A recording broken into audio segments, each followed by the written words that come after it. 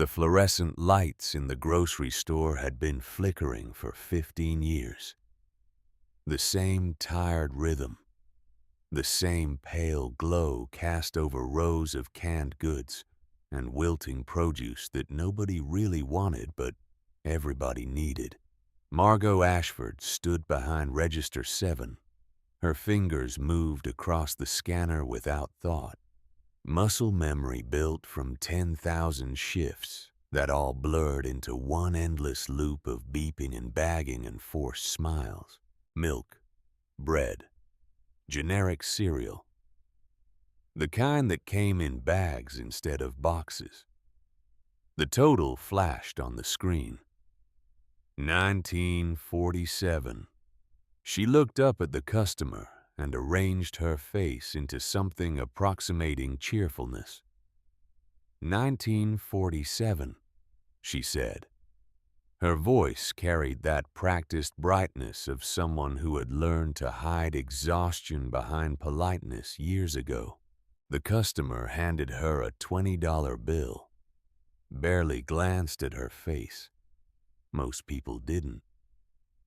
When you stood behind a register, you became part of the machinery, just another fixture between them and their groceries. Margot made change. Her hands moved steady despite the ache that had settled into her joints somewhere around hour 6. She had 4 more hours to go on this shift. Then she would drive her 15-year-old sedan across town to clean offices in the business district until nearly midnight.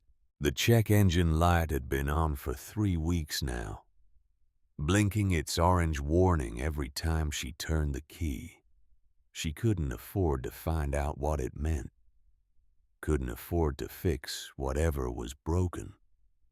So she just kept driving and hoped the car would hold together a little longer. Through the store's front windows, she could see the parking lot stretching out into the gray March afternoon. The sky hung low and heavy, winter refusing to release its grip, even though the calendar said spring should be arriving any day now. Patches of old snow clung to the edges of the asphalt, dirty and defeated. A young mother wrestled a toddler into a car seat. The child's protests were audible even through the glass. Margot thought of her own daughter. Iris was 11 now, growing up faster than Margot could keep pace with. Right now, Iris was probably at home in their cramped 2-bedroom apartment, maybe doing homework at the kitchen table. Maybe staring at the refrigerator and hoping something new would materialize for dinner. Margot had left $20 on the counter this morning with a note. Pizza money she had written. As if that made it okay that she wouldn't be home until nearly midnight. As if frozen pizza could substitute for the kind of childhood Iris deserved. The automatic doors slid open. A gust of cold air swept in along with Mrs. Patterson from 2 streets over. She offered Margot a sympathetic smile that made Margot's stomach tighten. Sympathy had a way of making everything worse. It highlighted just how visible her struggles were to everyone around her, how transparent her failures had become. "Margot, dear," Mrs. Patterson said, setting her basket on the counter. "How are you holding up?" "Just fine, Mrs. Patterson. How are you today?" The older woman's eyes lingered on Margot's face, taking in the shadows beneath her eyes. The way her uniform hung a little looser than it had last month. Food had become optional lately. Rent was not. "You work too hard, sweetheart. You need to take care of yourself." Margot nodded and scanned items with mechanical efficiency. She had heard variations of this advice countless times. Take care of yourself. Rest more. ask for help. All of it well-meaning. All of it utterly useless when rent was due in 5 days and she was still $200 short. The advice never came with a check attached. "I'm doing okay," Margot said, bagging the groceries. "Iris keeps me going." "That girl's lucky to have you." Mrs. Patterson paid, and then paused at the end of the counter. Her expression shifted into something more careful. "I heard about your aunt. I'm so sorry for your loss." The words landed heavily in Margot's chest. Aunt Theodora. Aunt Thea. She had died 3 weeks ago, slipped away in her sleep at 78. Margot hadn't seen her in over a year. Life had a way of putting distance between people, even family, even people you loved. "Thank you," Margot managed. After Mrs. Patterson left, Margot stood motionless for a moment. The weight of grief washed over her in small, manageable waves. She couldn't afford to break down. Not here. Not now. Not with 4 hours left on her shift. Aunt Thea had been her father's sister, a woman who had lived alone in a cluttered house on the edge of town. She had been kind to Margot as a child, pressing chocolate chip cookies into her hands during rare family gatherings, speaking to her like she mattered. But as Margot grew older and her parents died as her marriage fell apart and poverty tightened its grip, those gatherings had stopped. Everyone had gone their separate ways, connected only by blood and obligation. The funeral had been small. Margot's siblings had been there, of course. Her older brother, Garrison, successful and smug in his expensive suit, talking loudly about his real estate investments to anyone who would listen. Her younger sister, Vivian, married to a dentist, carrying the kind of designer purse Margot would never be able to afford. Checking her phone every 5 minutes like being at a funeral was an inconvenience. And their cousin Sterling, Aunt Thea's favorite, who had always been treated like the golden child, despite contributing nothing to the family beyond his charm and his ability to say exactly what people wanted to hear. They had stood in the cemetery together, a collection of people who shared DNA but little else. And when Mr. Hartley, the lawyer, mentioned that Aunt Thea had left a will, Margot had seen the way her siblings' faces changed. Interest sharpened behind their eyes. Grief took a back seat to calculation. The reading of the will was scheduled for tomorrow, Saturday morning. Margot had already arranged to take the morning off from the grocery store. It meant losing hours she desperately needed. But family obligation demanded her presence, even if that family had barely spoken to her in years.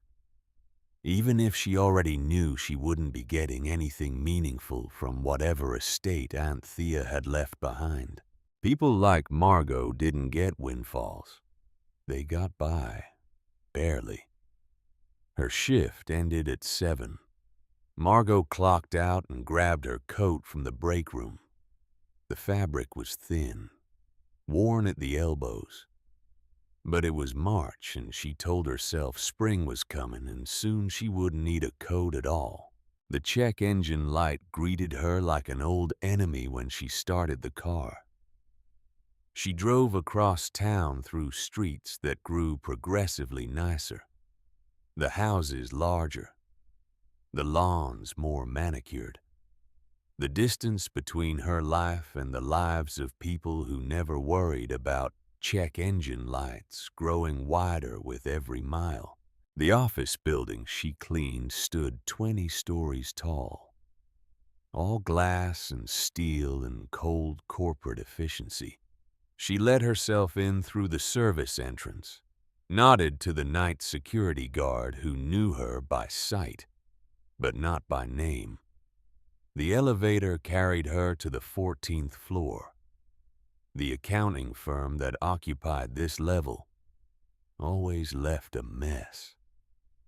Coffee cups abandoned on desks, papers scattered everywhere, trash bins overflowing. Margot moved through the empty cubicles with quiet efficiency. Her hands worked while her mind drifted. She thought about Aunt Thea's house. She had visited once years ago before Iris was born. The place had been filled with furniture, old furniture, the kind that looked expensive but felt worn out, dark wood and heavy fabrics. Aunt Thea had collected things, filling every room with antiques and oddities she had found at estate sales and auctions. Margot's siblings had always made fun of it, calling the house a glorified junkyard. But Margot remembered how Aunt Thea's eyes lit up when she talked about her collections, how she ran her fingers over the carved details of a dresser or the aged leather of a chair, explaining where each piece came from, the history it carried. To Aunt Thea, these objects weren't junk. They were stories. They were connections to the past. Margot finished cleaning at 11:30. She drove home through empty streets, past closed storefronts and flickering streetlights. The apartment building where she lived was a squat gray structure that always smelled faintly of mildew and old cooking oil. She climbed the stairs to the 3rd floor, her legs heavy with exhaustion. Iris was asleep on the couch, the television playing softly. An empty pizza box sat on the coffee table. Margot stood in the doorway looking at her daughter. Iris's face was peaceful in sleep, one hand tucked beneath her cheek. She had gotten so tall lately. Soon she would be taller than Margot. Soon she would be a teenager, then an adult. And Margot desperately wanted to give her more than this. More than worn furniture and second-hand clothes and a mother who was always working, always tired, always just barely hanging on. She gently woke Iris and guided her to bed, then collapsed onto her own mattress without bothering to change out of her work clothes. Sleep came fast and heavy, pulling her under like a tide. Morning arrived too soon. Margot woke to pale sunlight filtering through thin curtains. Her body ached in the familiar way it always did, muscles protesting the constant demand she placed on them. She showered and dressed in the only decent outfit she owned, a simple black dress she had bought at a thrift store years ago. She made breakfast for Iris, toast and eggs. The eggs were close to their expiration date, but still good. "Where are you going?" Iris asked, spooning cereal into her mouth. "The lawyer's office, for Aunt Thea's will reading." Iris nodded, her expression carefully neutral. She was old enough now to understand what money meant, what the lack of it cost them. "Do you think she left you anything?" Margot forced a smile. "I don't know, sweetheart. Probably not much. But I have to go anyway. It's the right thing to do." "Will Uncle Garrison be there?" "Probably." Iris made a face. She had met Garrison exactly twice and disliked him both times. He had a way of talking to people as if they were beneath him, especially Margot, especially after her divorce, when she had moved into this apartment and started working 2 jobs just to keep food on the table. Margot kissed Iris's forehead. "Mrs. Chen next door said you can hang out there if you need anything. I'll be back by lunchtime." The drive to the lawyer's office took 20 minutes. The building was old but well maintained, brick and stone with tall windows that looked out over a small park. Margot parked on the street and fed quarters into the meter, counting out just enough for an hour. She couldn't afford more than that. Inside the reception area was quiet and professional. A secretary directed her to a conference room on the 2nd floor.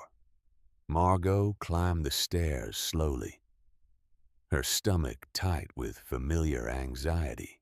She didn't belong in places like this, places with thick carpets and paintings on the walls, places where people spoke in soft tones about estates and inheritances. The conference room door was open. Inside, her siblings were already seated around a long wooden table. Garrison sat at one end, his posture relaxed and confident. Vivian sat beside him, scrolling through her phone. Sterling leaned back in his chair, looking bored. And at the head of the table sat Mr. Edmund Hartley, Aunt Thea's lawyer. A thin man in his 60s with wire-rimmed glasses and a kind face. "Margot," Mr. Hartley said, standing as she entered. "Thank you for coming. Please sit." Margot took a seat across from Vivian. She felt immediately out of place in her thrift store dress. Vivian's outfit probably cost more than Margot made in a month. Garrison glanced at her, his expression a mixture of pity and dismissal. "Good of you to make it," Garrison said, as if Margot were late instead of exactly on time. "Busy schedule," Margot replied quietly. "I work weekends." "Right. Of course." He said it the way someone might acknowledge an unfortunate affliction. Mr. Hartley cleared his throat, drawing everyone's attention. "Now that we're all here, let's begin. Theodora left very specific instructions regarding the distribution of her estate." He opened a folder, pulling out several documents. "First, I should mention that Theodora's financial assets, her savings and investments, amount to approximately $43,000. Margot saw Garrison and Vivian exchange glances. 43,000. Not a fortune, but enough to matter. Enough to make a difference. "The cash assets," Mr. Hartley continued, "are to be divided equally between Garrison and Vivian Ashford." Garrison smiled. Vivian looked satisfied. Neither seemed surprised. Margot felt nothing. She had expected this. Her siblings had always been Aunt Thea's favorites, the successful ones, the ones who had built careers and families that looked good from the outside. Margot was the failure, the one who had married young and divorced younger, the one who cleaned floors and rang up groceries. Why would Aunt Thea leave her anything? Additionally, Mr. Hartley said Theodora's house and the land it sits on are to be sold. The proceeds will be split between Garrison, Vivian, and Sterling. Sterling grinned. "Finally. That old place has been falling apart for years. Should still fetch a decent price, though." The house is in good condition, Mr. Hartley said mildly. It will likely sell for around 200,000. More exchanged glances, more quiet calculations. Margot did the math in her head. Split 3 ways, that was over $60,000 each. Enough to change everything. Enough to fix her car, pay off debt, maybe even go back to school. Enough to give Iris the kind of opportunities Margot had always dreamed of providing. But she wasn't getting any of it. Now, Mr. Hartley said, looking directly at Margot, regarding the contents of the house, Theodora left very specific instructions about her collections.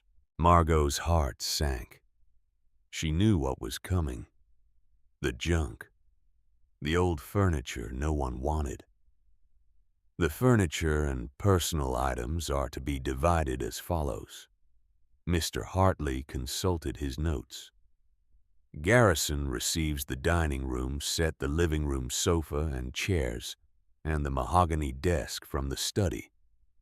Each item was valuable. Margot knew enough about antiques to recognize that her siblings were getting pieces that could be sold for thousands of dollars. Vivian receives the china cabinet, the bedroom furniture from the master suite, and the Persian rug in the hallway.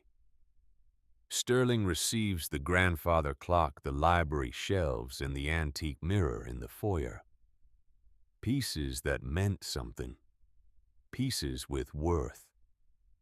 And Margot, Mr. Hartley said, his voice gentle, Theodora left you the armoire from the guest bedroom. Silence filled the room. Then Garrison laughed. Not a kind laugh. A sharp, mocking sound that cut through the air like broken glass. The armoire, he repeated. That old piece of junk. Vivian covered her mouth, but Margot could see the smile behind her hand. Even Sterling snickered. Margot's face burned. She knew the armoire Garrison was talking about. She had seen it on that long-ago visit. It was huge and dark and carved with elaborate designs that had probably been beautiful once, but now just looked old and tired. It had taken up most of the guest bedroom, looming in the corner like a forgotten monument.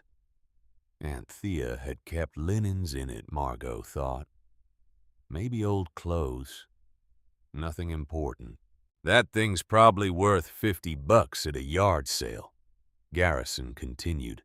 If that. Why would she even bother leaving it to anyone? Maybe she felt sorry for Margot, Vivian said, her voice dripping with false sympathy. Wanted to make sure she got something. Mr. Hartley's expression didn't change, but Margot saw disapproval flicker in his eyes. Theodora's wishes were very clear, he said firmly. Margot receives the armoire. All items must be claimed within 30 days, or they will be donated. Well, Margot can have fun hauling that monstrosity out of there, Sterling said. Hope you have a big truck. Margot sat motionless, her hands clenched in her lap. Shame washed over her in hot waves. This was worse than getting nothing. This was a public declaration of her worthlessness. Even in death, even in the formal setting of a lawyer's office, her family found ways to remind her that she didn't measure up. I'll take it, she said quietly. Garrison raised his eyebrows. Seriously, Margot, you don't have to. It's junk. Just let them donate it. I'll take it, Margot repeated, her voice stronger now. Aunt Thea left it to me. I'll take it. Your choice, Vivian said with a shrug. Don't expect any help moving it, though. That thing weighs a ton. The meeting concluded quickly after that. Garrison and Vivian discussed hiring movers to collect their items. Sterling talked about getting the house appraised as soon as possible. They made plans over Margot's head, their voices filling the room with excited chatter about money and sales and profit. Margot stood and left without saying goodbye. She walked back to her car, her legs moving automatically while her mind spun. The armoire. Of all things. The armoire. She didn't even know where she would put it. Her apartment barely had room for the furniture she already owned. But something in her refused to let her siblings' mockery be the final word. Aunt Thea had left her that piece for a reason. Maybe it was worthless. Maybe it was just one last reminder that Margot was the family failure. But it was hers, and she would claim it. She drove home in silence, the weight of the morning settling into her bones. When she walked into the apartment, Iris looked up from the couch. "How did it go?" Iris asked. Margot sat down beside her daughter, suddenly exhausted in a way that had nothing to do with physical labor. "Your uncle and aunt got the money in the house. I got a piece of furniture." "What kind of furniture?" "An old armoire. A big cabinet thing.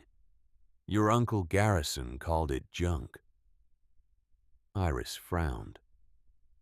"That's mean." "Yeah." Margot leaned back, closing her eyes. "Yeah, it is." "Are you going to take it?" "I don't know where we'd put it." "We could put it in my room," Iris suggested. "I could keep my clothes in it. It would be like having something from Aunt Thea. You know a piece of her." Margot looked at her daughter, this beautiful, perceptive child who somehow saw value where others saw waste. "You'd want that?" "Sure. I mean, if Uncle Garrison says it's junk, it's probably actually cool. He has terrible taste." A laugh escaped Margot's throat, surprising her. "You know what? You're right. We'll get it. I'll figure out how to move it somehow." Over the next week, Margot tried to arrange transportation. The armoire was too big for her car. Rental trucks cost money she didn't have. She called a few moving companies, but their quotes made her stomach drop. $200. $300. Amounts that might as well have been $2 million for all the difference it made. Finally, she swallowed her pride and called the one person she knew who had a truck. Her ex-husband, Dalton. They hadn't spoken in 6 months, not since the last child support payment had arrived 3 weeks late with no explanation. "Margot," he said when he answered, his voice carrying that particular blend of annoyance and resignation she had come to know so well. "What do you need?" She explained the situation, hating how desperate she sounded. "It's for Iris," she added, as if that would somehow make the request more reasonable. "It would mean a lot to her to have something from my family." Dalton sighed. "When?" "Next Saturday. I'll pay for gas." "You don't have to pay me, Margot. I'll do it for Iris." The words should have felt like kindness. Instead, they felt like judgment. One more reminder that she needed help she couldn't afford to give. Saturday arrived cold and cloudy. Dalton pulled up in his truck at 9 in the morning. They drove to Aunt Thea's house together in uncomfortable silence. The house looked smaller than Margot remembered, sitting at the end of a long gravel driveway, surrounded by overgrown hedges. The windows were dark, the porch empty. It had the abandoned look of a place waiting to be dismantled and sold. Margot used the key Mr. Hartley had given her to unlock the front door. Inside the house smelled of dust and old wood and something floral that must have been Aunt Thea's perfume, still lingering in the fabrics and carpets. Furniture filled every room, exactly as Margot remembered, dark and ornate and heavy with history. Jesus, Dalton muttered, looking around. This place is like a museum. They navigated through the hallway to the guest bedroom. The armoire dominated the far wall, rising nearly to the ceiling. It was massive, constructed from what looked like solid oak or maybe mahogany, carved with intricate patterns of leaves and flowers and vines. The doors were tall and heavy, with brass handles that had tarnished to a dull green. "That's it?" Dalton asked. "That's it." He walked around it, assessing. "This is gonna be a nightmare to move. How are we supposed to get this down the stairs?" Carefully. They spent the next hour emptying the armoire. Inside were old linens exactly as Margot had guessed. Yellowed sheets and moth-eaten blankets that smelled of lavender and thyme.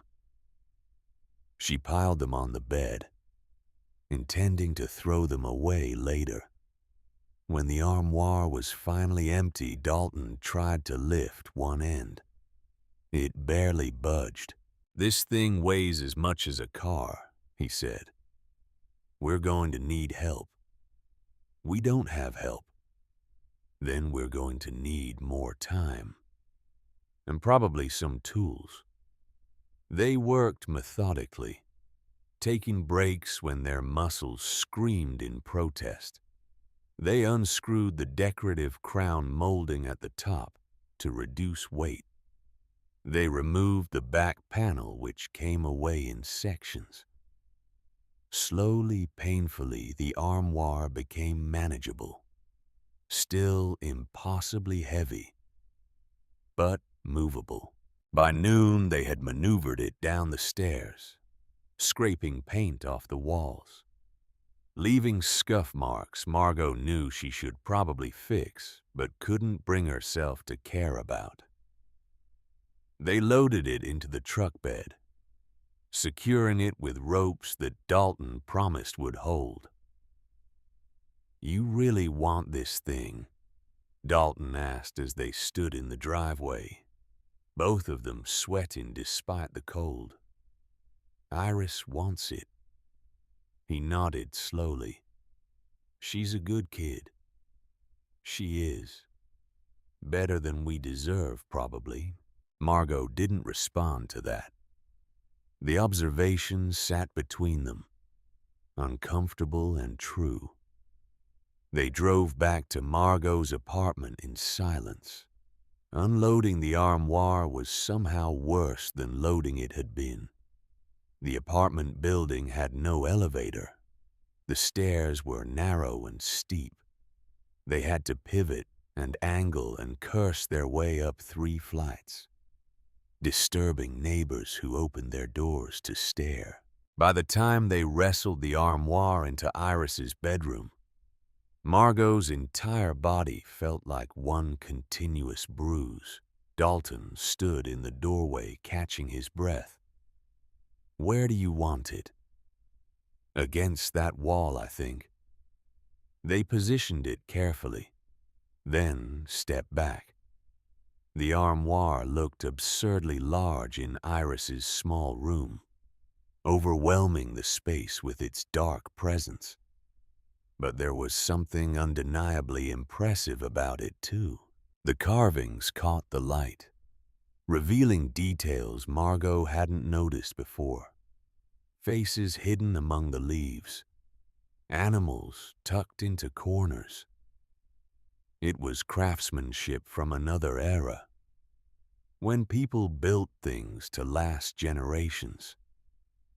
Not bad, Dalton admitted. Still junk, though, maybe. He left without ceremony. Margot stood alone in Iris's room, staring at the armoire. She ran her fingers over the carved surface, feeling the smooth wood worn by decades of hands. What had Anthea seen in this piece? Why leave it specifically to Margot? Iris came home that afternoon, her face lighting up when she saw the armoire. "Mom, you got it." "We got it. Your dad helped." Iris walked around it slowly, examining every detail. It's beautiful. It's old. That's what makes it beautiful. Iris opened one of the doors. The hinges creaked softly. Inside, the space was vast and empty, waiting to be filled. "I'm gonna put all my clothes in here," Iris said. "It's like having a closet from a castle." Margot smiled despite her exhaustion. "Whatever makes you happy, sweetheart." Over the next few days, Iris took ownership of the armoire with an enthusiasm that surprised Margot. She folded her clothes carefully and arranged them on the shelves. She hung her few dresses from the rod inside. She even cleaned the brass handles until they shone. Margot watched her daughter's transformation of the space with quiet wonder. Iris treated the armoire like a treasure, which somehow made it feel like one. Maybe Garrison was right.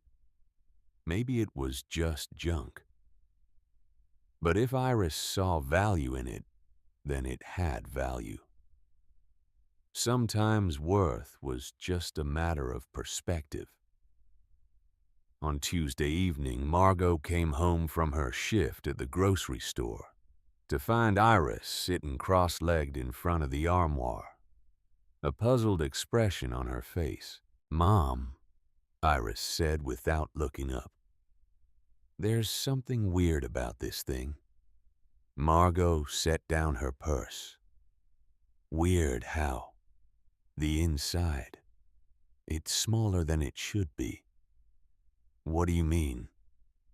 Iris stood and gestured to the armoire. "Look, the outside is like this wide."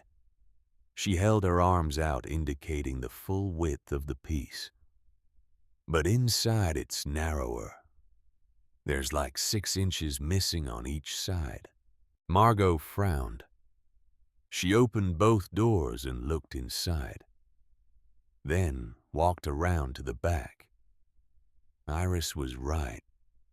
The interior space didn't match the exterior dimensions. There should have been more room inside. "Maybe it's just the way it's built," Margot said. "Old furniture was different." Or maybe, Iris said, her eyes bright with sudden excitement, "there's a hidden compartment." Margot laughed. "This isn't a movie, Iris, but it could be. Aunt Thea collected antiques, right? And sometimes old furniture has secret spaces. I saw it on a show once." "Sweetheart, I don't think. Can we at least look? Please." Margot sighed, but she couldn't deny the small spark of curiosity that had ignited in her chest. "Okay. How do we look?" They spent the next hour examining every inch of the armoire. Iris tapped on the wood, listening for hollow sounds. Margot ran her fingers along the seams, searching for hidden latches or buttons. They found nothing. "Maybe it's just thick wood," Margot said finally.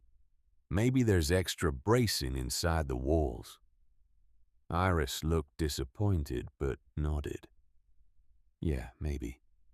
They gave up and went to bed. But Margot lay awake that night thinking about the armoire, about the missing inches, about why Aunt Thea would leave her, specifically her, a piece of furniture her siblings considered worthless. The next day, Margot couldn't shake the thought. During her lunch break at work, she pulled out her phone and searched for information about antique armoires. She learned that European furniture makers in the 18th and 19th centuries often incorporated hidden compartments for valuables. Secret drawers activated by pressing hidden panels. False backs that swung open. Entire sections that could only be accessed if you knew the trick. When her shift ended, she drove home faster than usual. Iris was at the kitchen table doing homework. "Iris," Margot said, "we're going to check the armoire again." Iris's head shot up. "Really? Really? But we're going to be systematic about it this time." They moved everything out of the armoire first, piling Iris's clothes on the bed. Then Margot grabbed a measuring tape from the kitchen drawer. She measured the outside width of the armoire, 68 inches. Then she measured the inside, 56 inches. 12 inches, Margot said slowly. "There's 12 inches missing." "That's a lot," Iris breathed. Margot measured the depth next. Outside 24 inches. Inside 20 inches. Another 4 inches unaccounted for. They stared at each other. The same thought visible in both their eyes. There was space hidden somewhere in this piece of furniture. The question was how to access it. Margot started at the bottom, running her hands along the baseboard. Nothing. She moved up, checking each carved section of the exterior, pressing and pulling, searching for anything that might trigger a release mechanism. Iris did the same on the other side. An hour passed. Then 2. Margot's fingers were sore, her back aching from bending and reaching. Just as she was about to give up, her hand pressed against a carved rose near the right side of the armoire, and something clicked. The sound was soft but unmistakable. A mechanical release, metal against wood. Margot froze. "Iris, did you hear that?" "What was it?" Margot pressed the rose again. Click. She felt the panel beside it shift slightly, moving inward perhaps a quarter of an inch. Her heart began to pound. "There's something here," she whispered.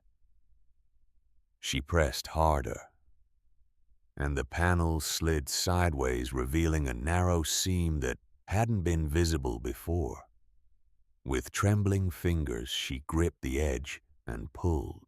The entire right side panel of the armoire's interior swung open like a door, revealing a hidden compartment behind it. Iris gasped. Margot couldn't breathe. The space was narrow but tall, running the full height of the armoire. And it wasn't empty. Inside, stacked carefully, were bundles, dozens of them, wrapped in what looked like waxed paper and tied with string. Margot reached in with shaking hands and pulled one out. It was heavy, compact. When she unwrapped the paper, her mind couldn't process what she was seeing. Money. Stacks of $100 bills, bound with paper bands. "Mom?" Iris's voice sounded very far away. "What is that?" Margot couldn't answer. She pulled out another bundle, more bills, and another, and another.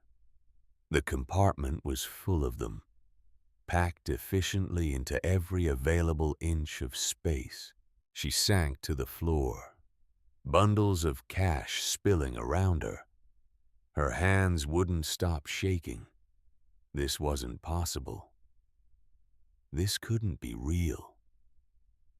But the money felt real. The weight of it, the texture of the paper, the faint smell of ink and age. Iris knelt beside her, picking up one of the bundles with reverent care. "Mom, how much is this?" Margot didn't know, couldn't begin to calculate. Each bundle looked like it contained at least $10,000, maybe more. And there were dozens of them in the hidden compartment, maybe more than dozens. She stood on unsteady legs and checked the other side of the armoire. There was a matching carved rose on the left panel. She pressed it. Another click. Another hidden door swung open, revealing a second compartment also filled with wrapped bundles. "Oh my God," Margot whispered. "Oh my God." They pulled everything out, working in stunned silence. The bundles covered Iris's bed, the floor, every available surface. When the compartments were finally empty, Margot stood in the middle of the room, surrounded by more money than she had ever seen in her entire life. "We need to count it," she said, her voice barely audible. They counted through the night. Each bundle contained exactly $10,000 in $100 bills. There were 326 bundles. $3,260,000. Margot sat on the floor at 3 a.m, the final tally written on a piece of paper in her trembling handwriting. Iris leaned against her shoulder, exhausted and overwhelmed. "What do we do?" Iris whispered. Margot didn't answer. She couldn't. Her mind had gone blank with shock. This was more money than she could earn in a dozen lifetimes. More money than she had ever dreamed of having. It was enough to change everything, to erase every debt, every worry, every sleepless night spent calculating how to pay bills. It was the answer to prayers she had been too tired to pray. But it was also impossible to explain, impossible to justify. Where had Aunt Thea gotten this money? Why had she hidden it? And why had she left it hidden and secret to Margot? The questions spiraled through her mind, but beneath them ran a single crystal-clear thought. This was hers. Aunt Thea had given her the armoire, had left it specifically to her. Whatever was inside, whatever fortune had been hidden within those false panels, it belonged to Margot now. She looked at the bundles of cash covering her daughter's bedroom, and for the first time in years, she let herself imagine a different life.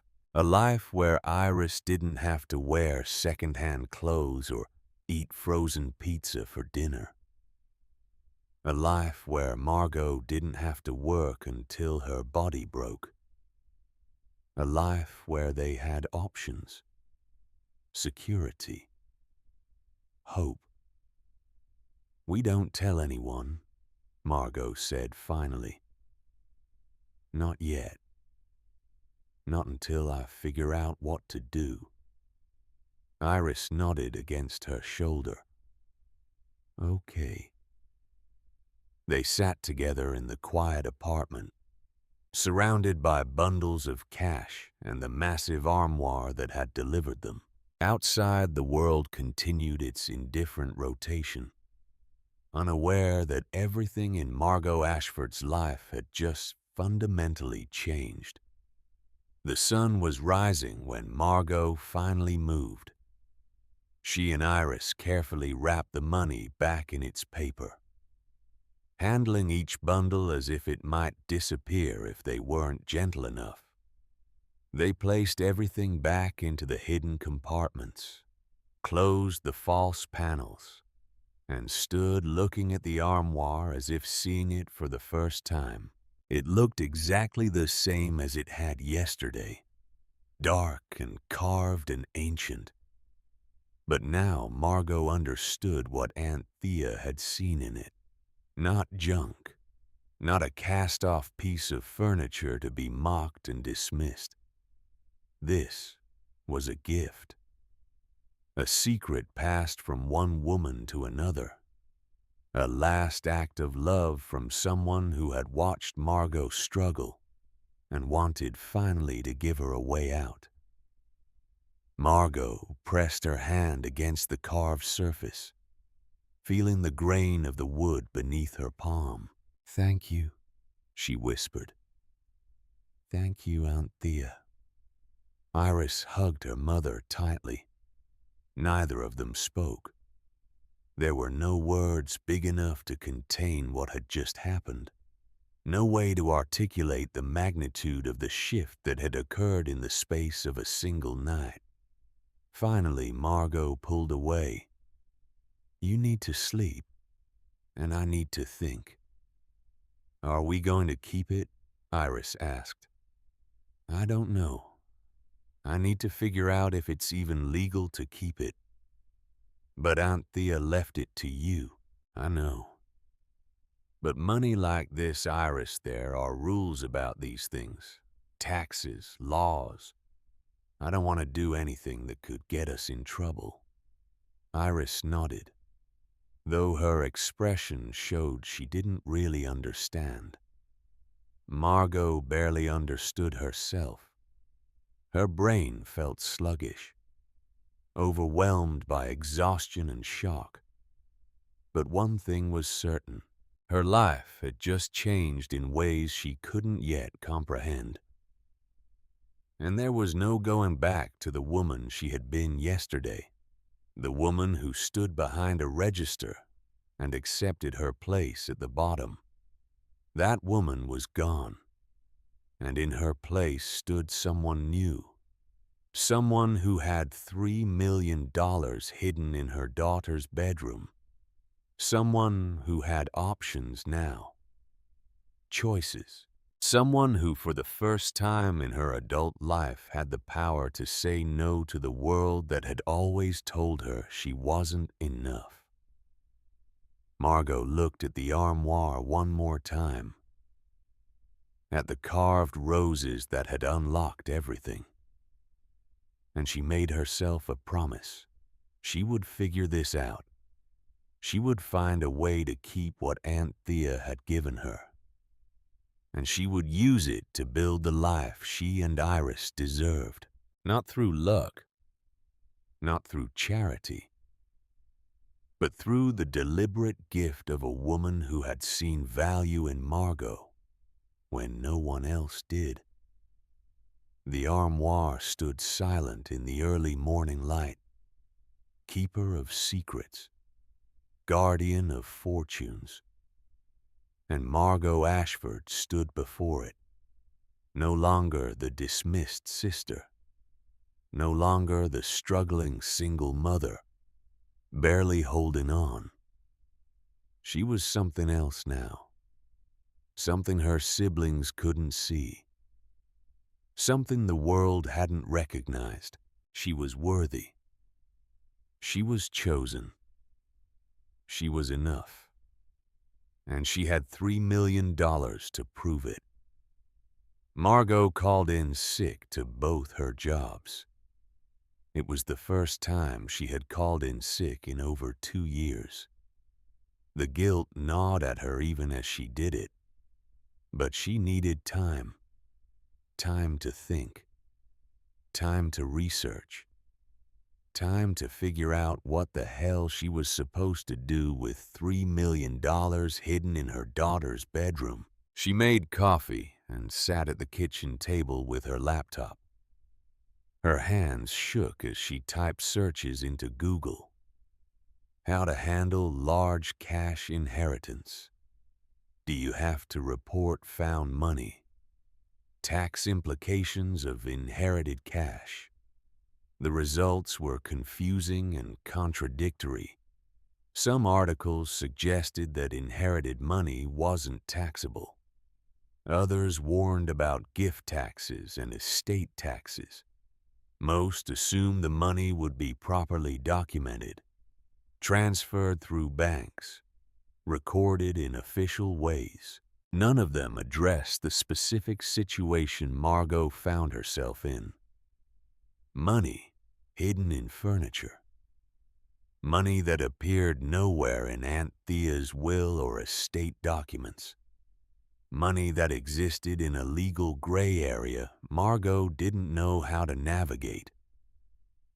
She thought about calling a lawyer, but lawyers cost money she still didn't have. And more importantly, they would ask questions. Where did the money come from? Why was it hidden? Had Aunt Thea done something illegal to obtain it? That last question stopped Margot cold. What if the money was illegal? What if Aunt Thea had been involved in something criminal? And this cash was evidence or proceeds or something that would bring police and investigators in questions Margot couldn't answer. Her stomach churned with anxiety. Maybe she should just put it back in the armoire and pretend she'd never found it. Return the furniture to Aunt Thea's house. Let someone else discover the secret. Walk away before this blessing became a curse. But even as the thought formed, she knew she wouldn't do it. Couldn't do it. This money represented everything she had never been able to provide for Iris. Education. Security. A future that didn't involve working multiple jobs and counting pennies. She couldn't walk away from that. Not after years of struggling. Years of falling short. Years of watching her daughter grow up with less than she deserved. Whatever this money was, wherever it came from, Aunt Thea had left it to her. And Margot was going to find a way to keep it. She spent the day researching, reading articles about inheritance law and tax code until her eyes burned. By evening, she had a rough plan. She would need to verify the money was real. Counterfeit bills would be worthless and potentially criminal to possess. She would need to find a way to deposit or use the money without raising red flags. And most importantly, she would need to keep it secret until she understood exactly what she was dealing with. The next morning, Margot drove to a bank across town, one where she didn't have an account. She brought a single $100 bill with her, claimed she had received it as a tip at work and wanted to verify it wasn't counterfeit. The teller examined it under ultraviolet light, checked the watermark, ran her fingers over the texture, "It's genuine," the teller said, handing it back. "You're good." Margot's relief was almost overwhelming. She repeated the process at 2 other banks over the next 3 days, bringing different bills each time. Every one came back genuine. The money was real. $3,260,000 in real legal currency. Now she just had to figure out how to use it without destroying her life in the process.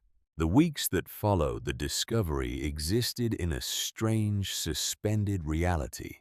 Margot went to work, came home, made dinner, helped Iris with homework. On the surface, nothing had changed. But underneath, everything was different. She moved through her days with a secret burning in her chest, a knowledge that separated her from the rest of the world. $3 million sat hidden in Iris's bedroom and no one knew. Margot researched obsessively. Late at night, after Iris was asleep, she hunched over her laptop at the kitchen table, reading everything she could find about large cash deposits, structuring laws, and IRS reporting requirements. What she learned terrified her. Banks were required to report any cash deposit over $10,000. Multiple smaller deposits designed to avoid that threshold, called structuring, were illegal.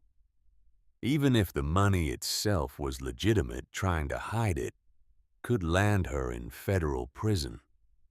The system was designed to catch exactly what she was trying to do. She couldn't just walk into a bank with bundles of $100 bills.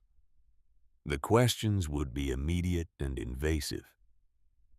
Where did this come from? Why do you have it in cash? Can you prove it's yours? And even if she could prove it, even if she showed them Aunt Thea's will and the armoire, the scrutiny would destroy any chance of keeping the discovery private.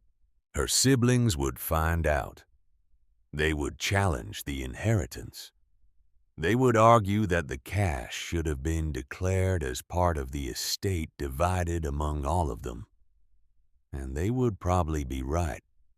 Legally speaking, Margot didn't know enough about estate law to be certain. But she suspected that hidden assets were still part of an estate regardless of where they were hidden. The thought of Garrison and Vivian learning about the money made her physically ill. She could already hear Garrison's voice sharp with accusation. She could see Vivian's face twisted with indignation. They would take it from her. They would use lawyers and legal procedures and their connections to people who knew how these things worked. And Margot, who could barely afford her rent, would have no way to fight back. No. She couldn't tell anyone. Not yet. Maybe not ever. But that left her with an impossible problem. How could she use money she couldn't deposit, couldn't explain, couldn't acknowledge she had 6 weeks after finding the money? Margot's phone rang while she was at work. Mr. Hartley's name appeared on the screen. Her heart stopped. Had someone found out? Had the bank reported something? Had her siblings noticed? "Margot," Mr. Hartley said when she answered, his voice warm and professional. "I hope I'm not catching you at a bad time. I wanted to follow up regarding your aunt's estate. Have you claimed the armoire yet?" Margot's throat was dry. "Yes, a few weeks ago." "Wonderful. I'm calling because I've been going through Theodora's papers more thoroughly, and I found something I thought you should have." He paused. "A letter. She left it in a sealed envelope with your name on it. I don't know what it contains, but she was very specific that you should receive it after taking possession of the armoire. Margot's hands began to shake. A letter.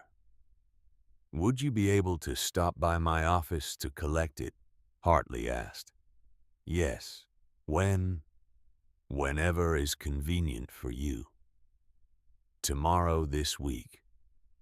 "Tomorrow, I can come tomorrow." That night, Margot barely slept. A letter. Aunt Thea had left her a letter. Did it explain the money? Did it provide instructions or warnings or some kind of justification for the fortune hidden in the furniture? By morning, Margot's nerves were frayed to breaking. She called in sick to the grocery store again, knowing she was using up goodwill she couldn't afford to lose, but unable to wait. Iris was at school. The apartment was quiet as Margot dressed carefully, as if preparing for something important, as if the letter might somehow change everything again. Mr. Hartley's office looked the same as it had during the will reading. Same thick carpets, same paintings on the walls. But this time, Margot walked in feeling different. Not defeated, not ashamed, just uncertain about what came next. "Margot." Hartley stood and shook her hand. "Thank you for coming so quickly. Please sit." He retrieved an envelope from his desk drawer. It was cream-colored, expensive looking, with Margot's name written across the front in elegant cursive. Aunt Thea's handwriting. Margot recognized it from old birthday cards she had received as a child. "She left this with very specific instructions," Hartley said, handing it to her. "You were to receive it only after claiming the armoire. I don't know what it says, but Theodora was quite emphatic that you read it in private." Margot took the envelope with trembling fingers. "Thank you." Hartley's expression softened. "Theodora spoke very highly of you in our meetings. She said you were the only one in the family who understood the value of things that couldn't be bought or sold. I think she would have been pleased to know the armoire went to someone who would appreciate it." Margot couldn't speak around the lump in her throat. She nodded, tucked the envelope into her purse, and left. She drove to a park on the far side of town. Somewhere she had never been before, where no one knew her. She sat on a bench overlooking a small pond and opened the envelope with hands that wouldn't stop shaking. Inside were 3 handwritten pages, the same elegant script she had seen on the envelope. Margot unfolded them and began to read. "My dear Margot, if you are reading this, then you have taken the armoire home.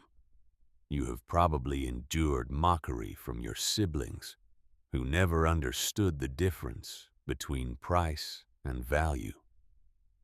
And if you have been as curious as I hope you have been, you have discovered what I left hidden inside. I imagine you have questions. The first is probably, where did the money come from? The answer is both simple and complicated. It's mine. I earned it, saved it, and chose to hide it, rather than let it be consumed by an estate system designed to distribute everything according to rules that don't account for love or understanding. Let me explain. 60 years ago, when I was 18, I met a man named James Whitmore. He was brilliant and ambitious.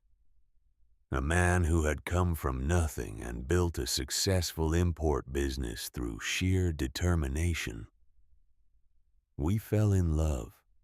In 1965, we married in secret. because my family would never have accepted him. Your grandfather was a hard man, with firm beliefs about who was worthy and who wasn't. James was black. Therefore, in your grandfather's eyes, he was not worthy. We kept our marriage hidden for 5 years.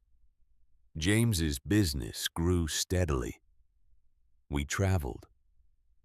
We built a life together in the margins of society where couples like us could exist. We were happy. And then James died in a car accident. He was only 28. I inherited his business. His family had disowned him for marrying outside their community, so I was his sole beneficiary. I was 23 years old and suddenly responsible for a company I barely understood. Your grandfather demanded I sell it immediately, return to the family, marry someone appropriate, someone white, someone acceptable. I refused. Instead, I learned the business. I worked harder than I had ever worked in my life. And over the next 40 years, I turned James's modest import company into something substantial. I sold it in 2010 for $18 million. The money I left hidden in the armoire is what remains after 40 years of living comfortably, but carefully. I paid my taxes. I donated to charities. I lived in my house and collected my furniture, and never wanted for anything. But I also never told anyone about the extent of my wealth. Not your father, not his siblings, not anyone. Why? Because I learned early that money changes how people see you. It changes what they expect from you.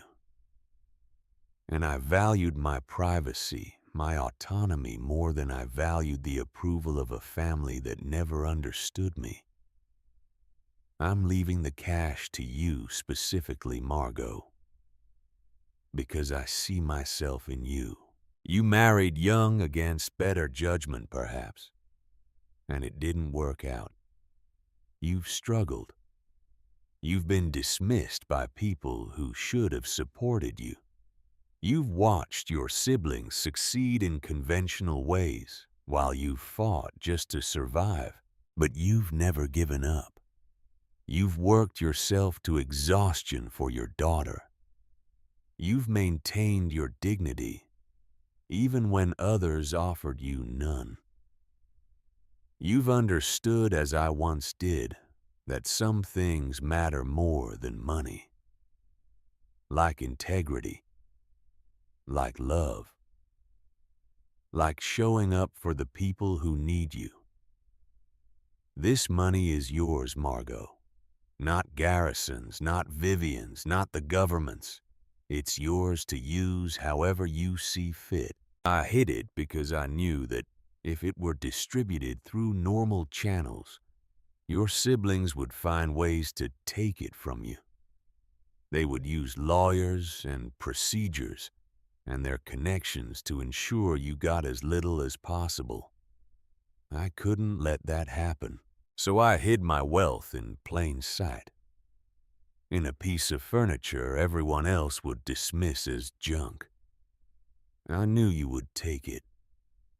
I knew you wouldn't sell it immediately like they would. And I suspected hope that you or your daughter would eventually discover what I had hidden inside. Now, for the practical matters. The money is legally yours. It came from the sale of my business, which was properly documented and taxed decades ago. I kept it as cash because I preferred having it accessible and private. There is nothing illegal about possessing cash, though I understand it creates complications in today's banking system. I can't tell you how to handle it. That's your decision. But I can tell you what I learned over my years of having more money than people knew. The secret to wealth is not spending it all at once. It's not showing it off. It's using it quietly, carefully to build security and opportunities that don't draw attention. You can't deposit large amounts without triggering reports. But you can pay cash for things.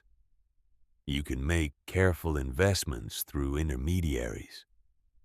You can improve your life in small, sustainable ways that don't advertise what you have. Most importantly, you can give Iris the kind of childhood you never had. The kind I never had. One where money isn't a constant source of anxiety and shame. Be careful, Margot. Your siblings will resent any improvement in your circumstances. They're comfortable when you're struggling because it confirms their belief that they're better, smarter, more deserving than you. Don't give them ammunition. Don't let them know what you found until you're ready to defend it. And when the time comes when you do have to reveal what you have, stand firm. This is yours. I gave it to you because you deserve it. Don't let anyone convince you otherwise. Live well, my dear. Give Iris my love. And remember that sometimes the greatest treasures are the ones everyone else overlooks. With all my affection, Aunt Theodora Margot read the letter 3 times, tears streaming down her face. The words blurred together, but their meaning remained crystal clear. Aunt Thea had known exactly what she was doing. She had planned this, orchestrated it, made sure that Margot and only Margot would receive the wealth she had spent a lifetime accumulating. The money wasn't random. It wasn't luck. It was love. A deliberate act of care from one woman who had been dismissed and underestimated to another who lived the same experience every day. Margot sat on that park bench for over an hour, holding the letter, letting its implications settle into her bones. She had been terrified that the money was illegal, that claiming it would destroy her life. But Aunt Thea had earned it legitimately. She had hidden it not from the law, but from family members who would have taken it from Margot through legal means. The realization was both freeing and infuriating. Aunt Thea had understood exactly how Garrison and Vivian operated. She had known they would fight any inheritance that favored Margot. And so she had outmaneuvered them, using their own dismissive assumptions against them. They had looked at the Armoire and seen junk. They had looked at Margot and seen failure. Neither judgment had been accurate. And now their blindness had cost them millions of dollars. Margot carefully folded the letter and placed it back in the envelope. She tucked it deep into her purse. Then, she drove home, her mind clearer than it had been in weeks. She had permission now. Not just legal permission, though the letter helped establish that, but emotional permission. Aunt Thea had given her blessing, had told Margot explicitly that she deserved this money and should use it without guilt. That evening, Margot sat Iris down at the kitchen table. "I got a letter from Aunt Thea today," Margot said, "about the Armoire." Iris's eyes widened. Did she know about the money? She hid it there, on purpose, for us.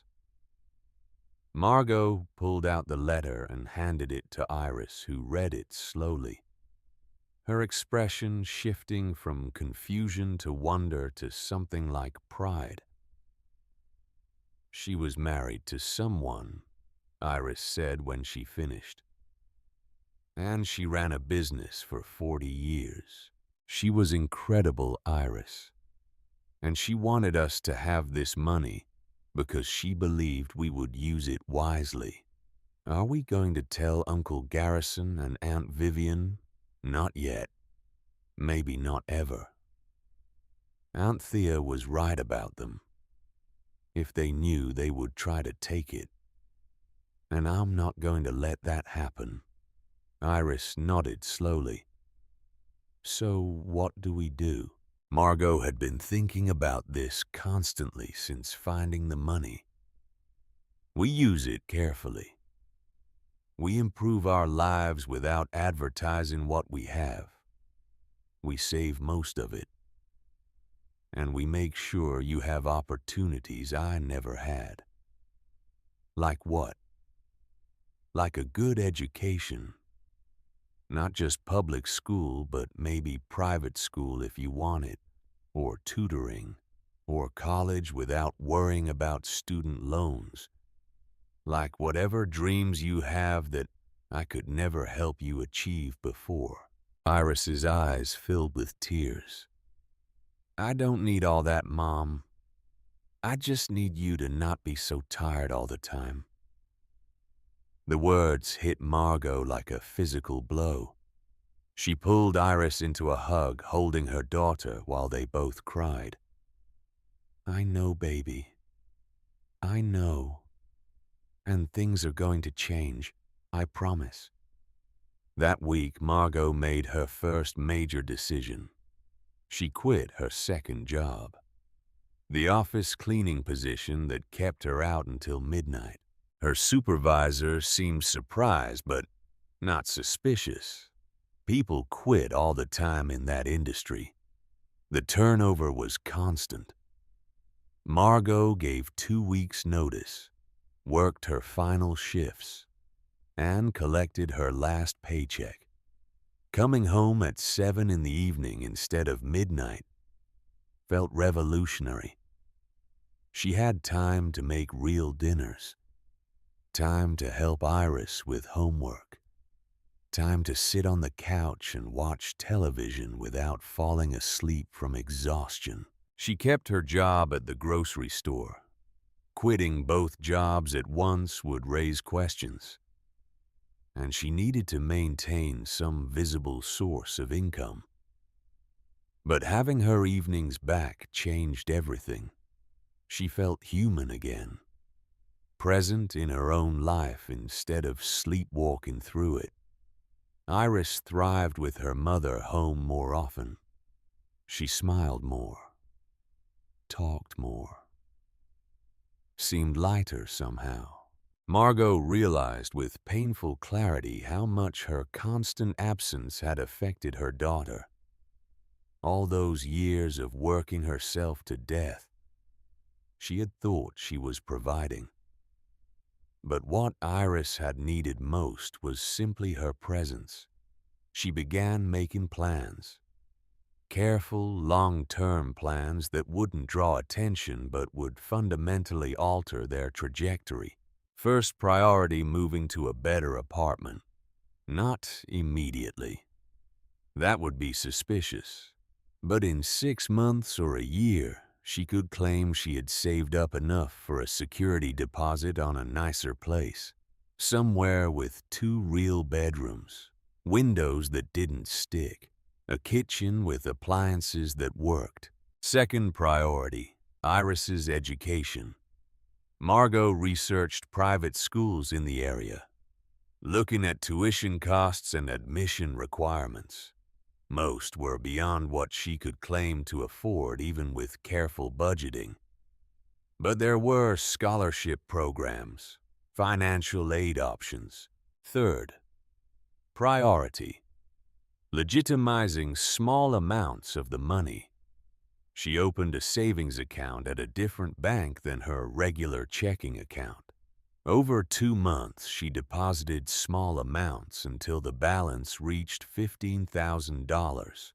When the teller asked about the cash deposits, Margot explained she had been saving tips from her retail job and finally felt comfortable putting them in the bank. The explanation was accepted without question. Poor people saved cash at home all the time. It wasn't unusual. With 15,000 in accessible funds, Margot felt a weight lift. She had a buffer now. Security. If Iris got sick, if the car broke down again, if any emergency arose, she could handle it without panic. 4 months after discovering the money, Margot found an apartment complex on the better side of town. The kind of place with a playground and a small fitness center and doors that locked properly. The rent was $800 more than her current place, a number that would have been completely impossible 6 months ago. Now it was manageable. If she budgeted carefully and supplemented her visible income with strategic cash payments, she applied for the apartment, providing her employment information and banking statements that showed enough savings to cover the security deposit and first month's rent. The application was approved. Move-in date 6 weeks. Margot told Iris that night. "We're moving." Iris looked up from her homework, startled. "Moving where?" "Somewhere better. Somewhere you'll have your own bathroom. Somewhere safe." "How can we afford that?" "I've been saving. And I got a small raise at work." Another lie, but necessary. "We're going to be okay, Iris. Things are getting better." Iris threw her arms around Margot's neck. "Really? We're really moving. Really." That night, lying in bed, Margot thought about Aunt Thea's letter. "Live well, my dear." She was trying, carefully, quietly, without drawing attention. But she was building something new from the foundation her aunt had given her. A life where Iris didn't have to grow up feeling poor, feeling less than, feeling like opportunity was something that happened to other people. The money was changing them, not in dramatic ways visible to outsiders, but in small, fundamental shifts that rewrote the story of who they were and what they could become. Margot allowed herself for the first time in years to feel hope. Not the desperate, clawing hope of someone drowning and reaching for anything that might save them, but calm, steady hope grounded in the reality of having resources, having options, having a future that extended beyond just surviving until tomorrow. Moving day arrived on a Saturday in late spring. Margot had hired movers this time, paid them in cash. They loaded the furniture efficiently, including the massive armoire which took 4 men to carry down the stairs. Margot watched them work, making sure they were careful with every piece, but especially with the armoire. "That's solid wood," one of the movers commented, running his hand over the carved surface. "They don't make them like this anymore. Probably worth a fortune." "It was my aunt's," Margot said simply. "It means a lot to me." The new apartment was everything the old one wasn't. Bright, clean, spacious. Iris ran from room to room, her excitement infectious. Her bedroom was twice the size of her old one, with a real closet and 2 windows that looked out over the courtyard. They set up the armoire in Iris's new room. It looked different here, in a space that matched its dignity. Not a relic surviving in poverty, but a piece of furniture finally placed somewhere it belonged. That night in their new home, Margot made dinner in a kitchen with a full-size refrigerator and a stove where all 4 burners worked. Iris set the table with plates that matched, purchased specifically for the occasion. They ate together, talking about school and plans for the summer and all the small, ordinary things that felt extraordinary because they were happening here. In this place they had earned through Aunt Thea's gift and Margot's careful stewardship of it. After Iris went to bed, Margot stood in the living room of their new apartment, looking around at the space they now occupied. It wasn't luxurious. It wasn't even particularly impressive by most standards, but it was clean and safe and theirs. And it represented the first visible change in their circumstances, the first evidence that something fundamental had shifted. She thought about calling her siblings, telling them about the move. But she decided against it. They would ask questions. They would want to know how she could afford this. And Margot wasn't ready to answer those questions. Not yet. Maybe not ever. Let them wonder. Let them make assumptions. The truth was hers to keep or reveal as she chose. For now, for tonight, Margot simply stood in her new living room and let herself feel the full weight of what had happened. She had been given a gift she had never imagined possible, and she was using it carefully, wisely, to build a life worth living. 3 months passed in this new rhythm. Margot worked her single job, came home at reasonable hours, spent evenings with Iris. They cooked together, watched movies, did homework at the kitchen table. Simple things that had been impossible when Margot worked herself to exhaustion across 2 jobs. The money remained mostly untouched. Margot had legitimized about $30,000 through careful deposits over time, building a savings account that gave her breathing room. But the vast majority of the fortune still sat hidden in the armoire, a secret that belonged only to her and Iris. Until the day Vivian showed up unannounced. It was a Saturday afternoon in September. Iris was at a friend's house. Margot was cleaning the apartment when the doorbell rang. Through the peephole, she saw her sister standing in the hallway, looking polished and irritated in equal measure. Margot's stomach dropped. Vivian had never visited before, never even asked for the address of the old apartment. This was deliberate. This was something. Margot opened the door, keeping her expression neutral.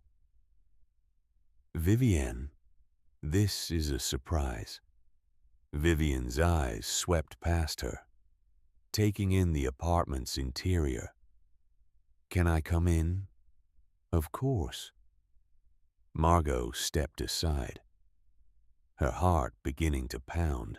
Vivian walked into the living room with the assessing gaze of someone calculating value.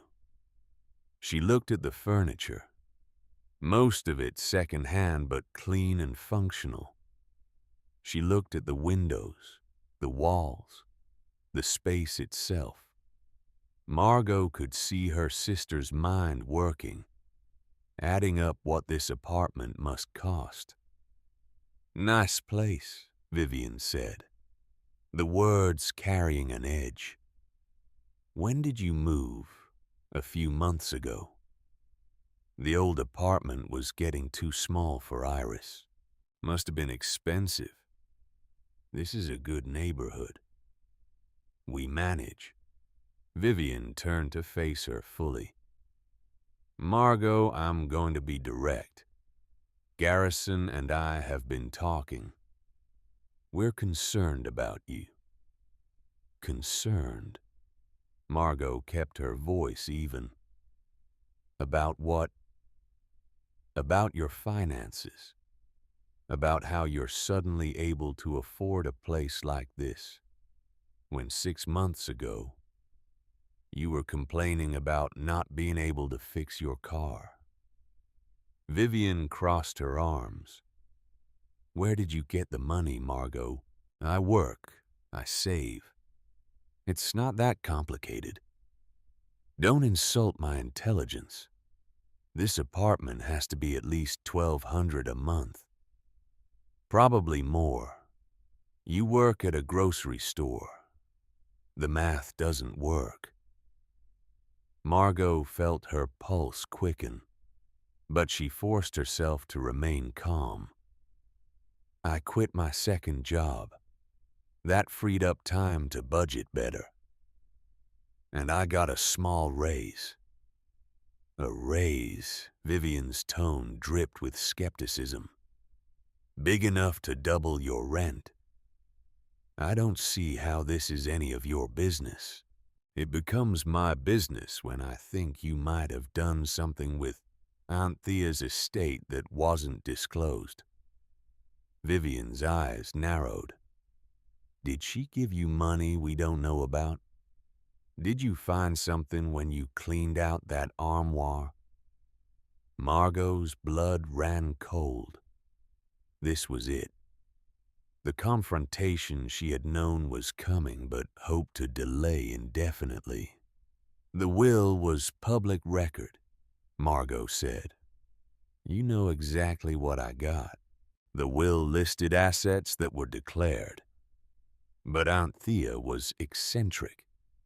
She could have hidden cash, jewelry, something valuable you're not telling us about. She left me a piece of furniture, Vivian. That's all. Then how do you explain this? Vivian gestured around the apartment. The new clothes Iris has been wearing, the working car, the fact that you're not constantly broke anymore. I'm managing better. That's all there is to it. Vivian stepped closer, her voice lowering to something almost threatening. If you found money, Margot, it's part of the estate. It should have been divided equally. If you're hiding assets, that's illegal. Garrison and I can challenge this. We can get lawyers involved. Margot felt anger rising, hot and bright. Years of being dismissed, mocked, treated as less than. Years of watching her siblings take and take while she scraped by. All of it coalesced into a fury that burned away her fear. Get out. Vivian blinked. What? Get out of my apartment now. Margot, I'm trying to help. You're trying to take from me, again. Like you always do. But this time there's nothing to take. I got a piece of furniture you all called junk. That's what's in the will. That's what I have. Margot moved toward the door, opening it. Leave. Vivian's face flushed with anger. This isn't over. Garrison's going to hear about this. And if we find out you're hiding something, then what? You'll sue me? Go ahead. I have nothing to hide. Vivian left, her heels clicking sharply against the hallway floor. Margot closed the door and leaned against it, her legs shaking. She had won that round. But it wasn't over. Vivian would tell Garrison. They would investigate. They would start asking questions Margot didn't want to answer. She needed to prepare. 2 weeks later, Garrison called. Margot was at work when her phone rang. His name flashing on the screen. She almost didn't answer. But ignoring him would only make things worse. Garrison. Margot, we need to talk. Vivian told me about your new apartment. It's a nice place. Iris loves it. I'm sure she does. Margot, I'm going to be frank with you. Your financial situation has changed dramatically, and the timing is suspicious. You moved into a better apartment just months after Aunt Thea died. That's not a coincidence. I saved money. I improved my circumstances. That's called being responsible, or it's called hiding assets from an estate.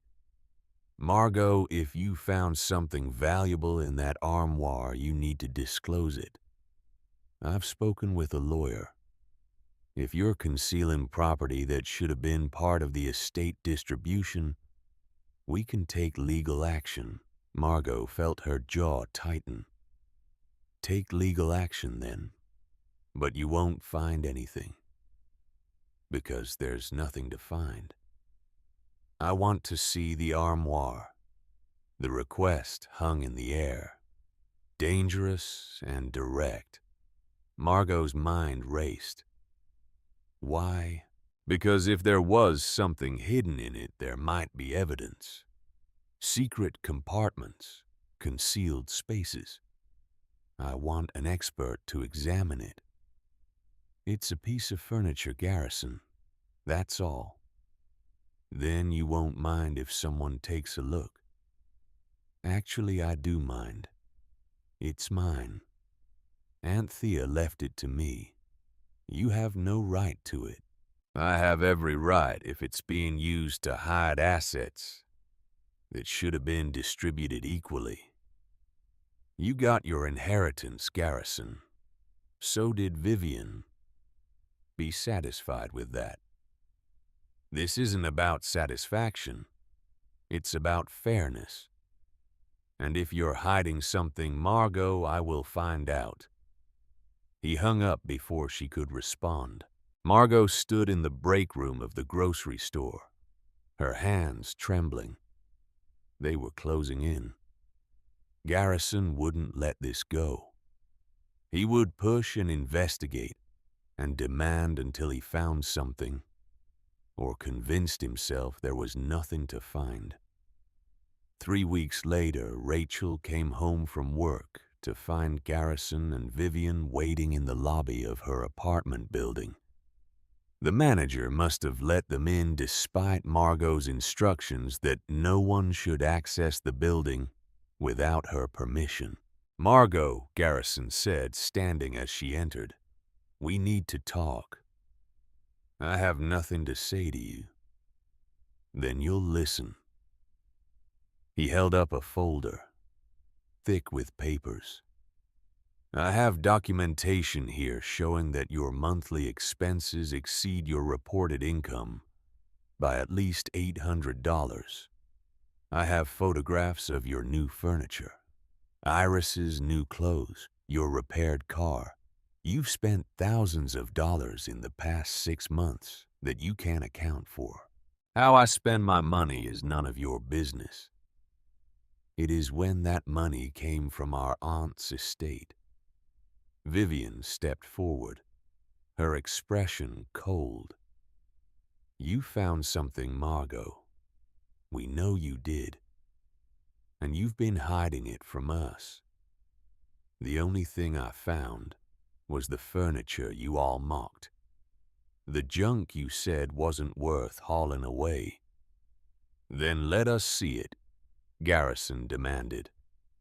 Let us bring in an expert to examine it. If there's nothing hidden, you have nothing to worry about. Margot felt her control slipping. You want to see it fine? Come up." She led them to her apartment, her heart pounding with every step. She was calling their bluff, or maybe she was ready for this to end. Either way, the confrontation had arrived, and running from it wouldn't make it disappear. Inside the apartment, she led them to Iris's bedroom. The armoire stood against the wall, as imposing and beautiful as ever. Garrison walked around it, examining the wood, the carvings, the structure. It's big, decent craftsmanship, but nothing special. Maybe worth a few thousand at most. That's what you said before. Margot crossed her arms. So why are you here? Because I think there's something inside it. Or there was. A hidden compartment, maybe, where Aunt Thea stashed something valuable. Then look. Garrison pulled open the doors. The interior was filled with Iris's clothes, neatly folded on shelves. He began removing items, stacking them on the bed. Vivian helped, both of them rifling through Iris's belongings with the kind of entitlement that made Margot's skin crawl. They examined every shelf, every corner. They knocked on the wood, listening for hollow sounds. They measured the interior dimensions and compared them to the exterior. And Margot watched, her expression calm, while her heart raced. They were close. So close to discovering the hidden panels. But they didn't know about the carved roses. They didn't know the specific trigger points. They were looking, but they couldn't see. After 30 minutes, Garrison stepped back, frustrated. There's something off about the dimensions. The interior is smaller than it should be. Old furniture is built thick, Margot said. That's why it lasts. Or there are hidden compartments. He pressed his hands against the interior walls, searching for release mechanisms. Vivian did the same on the other side. Margot held her breath. One of them could stumble on the roses by accident, could press the right spot and reveal everything. But luck or perhaps fate kept them from the exact locations that would unlock the truth. After another 20 minutes, Garrison finally gave up. Fine. There's nothing here. But that doesn't explain your finances, Margot. I don't owe you an explanation. You do if you're using money that should have been distributed among all of us. I'm not. Margot met his eyes steadily. Aunt Thea left me the armoire. That's what I have. Nothing more. Then how do you afford this place? I budget, I work, I make different choices than I used to. That's my right. Vivian's eyes narrowed. You're lying. I can see it. You found something. Believe what you want. But unless you have actual proof, you need to leave my apartment. Now. Garrison looked like he wanted to argue further. But even he could see they had crossed a line. They had searched her home, invaded her privacy, torn through her daughter's bedroom. Going further would require legal action they couldn't yet justify. This isn't over, Garrison said as they left. We're going to find out the truth. And when we do, Margot, you're going to regret hiding it." After they left, Margot sank onto Iris's bed, surrounded by clothes her siblings had pulled from the armoire. Her hands were shaking, but she felt a strange sense of triumph. They had looked, they had searched, and they had found nothing. But she knew Garrison wouldn't give up. He would hire more investigators. He would look for bank records, spending patterns, anything that could prove she had money she shouldn't have. The pressure would continue to build until something broke. That night, after Iris came home and they had cleaned up the bedroom together, Margot made a decision. She couldn't live under this constant threat, couldn't spend the rest of her life looking over her shoulder, waiting for her siblings to discover the truth. It was time to stop hiding. The Keeper's Legacy. The knock on the door came on a Tuesday morning in late March, exactly 18 months after Claire Morrison had been exonerated. She was in the back room of the store sorting through a shipment of local honey that Mrs. Patterson had brought in when she heard the bell chime and footsteps cross the wooden floor. Maria called out from the front counter, "Miss Claire, there's someone here to see you." Claire wiped her hands on her apron and walked out to find a woman standing in the middle of the store, looking around with an expression that was part wonder, part nostalgia. She was in her late 30s, tall and slender with dark hair, pulled back in a professional bun, and eyes that were startlingly familiar, gray-green like pond water in certain light, like Morrison eyes. "Can I help you?" Claire asked. The woman turned and her face broke into a smile that transformed her entirely. "Aunt Claire, I'm Rebecca. Rebecca Morrison Chen, Thomas's daughter." Claire felt the world tilt sideways. Thomas, her younger brother, the one who had cut off all contact with the family after their father died, who had moved to California and changed his life and never looked back. The brother who had not come to their mother's funeral, who had not written during Claire's 30 years in prison, who had, as far as Claire knew, pretended the Morrison family had never existed. "Thomas had a daughter," Claire said faintly. "Two daughters, actually. I'm the oldest. Vanessa is 28. Rebecca reached into her purse and pulled out a photograph. "This is us. Last Christmas." The photo showed two women who could have been twins, both with the Morrison bone structure, both with those distinctive eyes. Standing between them was an elderly Asian man in a wheelchair, smiling despite his obvious frailty. "That's my father," Rebecca said quietly. "He died 6 weeks ago. Pancreatic cancer. It was very fast."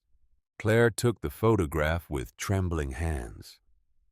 Thomas looked nothing like the angry young man who had stormed out of their mother's hospital room 34 years ago, screaming that he was done with this family and its cursed land and its endless tragedy. This man looked peaceful, content, like he had found something worth staying for. "I'm sorry," Claire managed. "I didn't know. We lost touch." "I know." Rebecca's voice was gentle. "He told me everything before he died. About the trial. About leaving. About the guilt he carried for 34 years. She paused. He wanted me to find you, to give you something." She reached into her bag again and pulled out a manila envelope thick with papers.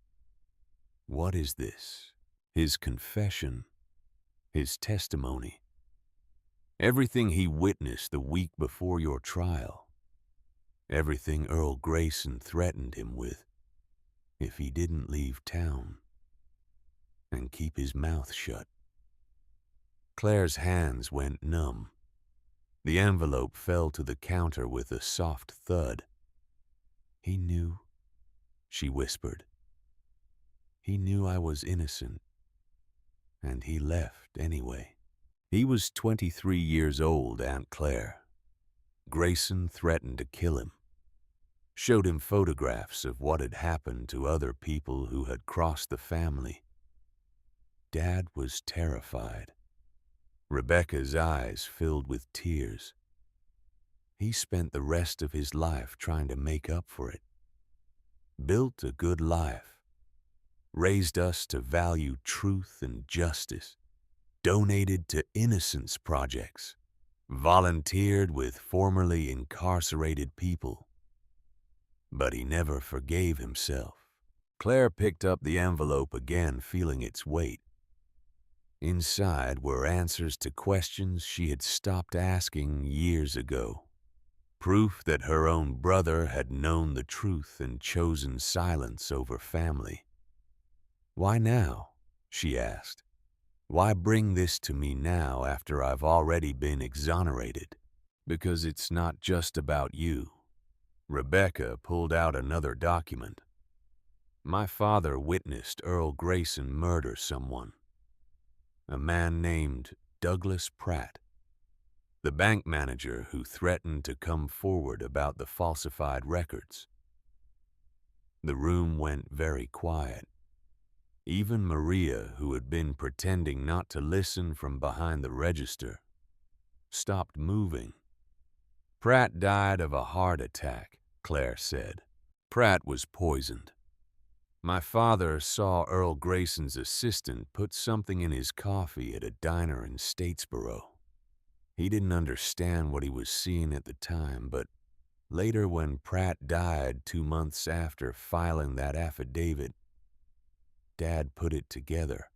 Rebecca's voice was steady now, clinical. "The assistant's name was Leonard Walsh. He's still alive. He's 78 years old and living in a nursing home in Savannah. And according to my father's notes, Walsh kept records. Insurance, he called it. Documentation of every crime he committed on Grayson's orders." Claire sat down heavily on the stool behind the counter. Her mind was racing, trying to process what this meant. If Walsh has records of a murder, then Marcus Grayson's conviction is just the beginning, Rebecca finished. The entire family legacy could come down. Every crime, every threat, every death they caused over 3 generations. All of it exposed. She leaned forward, her eyes intense. "My father spent his last 6 weeks writing everything down. Names, dates, locations, everything he remembered from that week in 1994, when he was too scared to speak up. He wanted you to have it. He wanted you to decide what to do with it." Claire looked at the envelope, at the daughter of the brother who had abandoned her, at Maria, who was openly staring now, at the store her father had built on the land that had cost so much. "What did your father want me to do?" Rebecca smiled sadly. "He said you'd know. He said you were the strongest person he'd ever known, and that if anyone could finish what he was too cowardly to start, it would be you." Before Claire could respond, the phone rang. Not her cell phone, not the cordless phone on the counter that they used for business, the avocado green rotary phone on the wall. the one that had been silent for nearly a year. Everyone in the store turned to stare at it. It rang again, insistent, demanding. Claire stood slowly and walked to the phone. She picked up the receiver. Hello. Static. Distance. And then a voice she had not heard in 34 years. Claire Bear, it's Tommy. Her brother's voice, young and scared and full of regret. I'm so sorry, sis. I'm so sorry I left you. I'm so sorry I didn't speak up. I thought I was protecting myself, but I was just being a coward. Claire's vision blurred. Tommy, I can't make it right. I know that. But Rebecca can. She's got everything you need to burn it all down. The whole Grayson Empire. Everything they built on blood and lies. How do I know this is real? Claire whispered. How do I know I'm not imagining this? Her brother laughed, and it was the laugh she remembered from childhood. Remember when I was 8 and you were 12, and I broke Mom's favorite vase playing ball in the house? You took the blame for me, said you'd knocked it over while dusting. You got grounded for 2 weeks and never told them the truth. Claire's knees buckled. Only Tommy had known that. Only her brother. The crystal showed me something before I died, Tommy continued. It showed me what you've become, what you've built here. The garden over the well. The way you chose healing over revenge. I'm proud of you, Claire. I should have told you that when I was alive. The static surged. Use what Rebecca brought you. Use it to finish this. Not for revenge, not even for justice, but so no one else has to suffer what we did. The line went dead. Claire stood holding the receiver, tears streaming down her face. When she finally hung up, she turned to find Rebecca watching her with an expression that was part concern, part understanding. That phone, Rebecca said slowly. Dad told me about it. He said it was connected to something he didn't understand. Something that ran deeper than the gold, deeper than the land itself. Did he tell you about the well? He told me there was something down there, something sacred, something that should never be disturbed. Rebecca paused. He made me promise that if I ever came here, I would protect it. Whatever you're guarding, Aunt Claire, I'm here to help. Claire wiped her eyes and picked up the envelope again. This time, when she opened it, her hands were steady. Inside were 50 pages of Thomas Morrison's testimony. Detailed, specific, damning.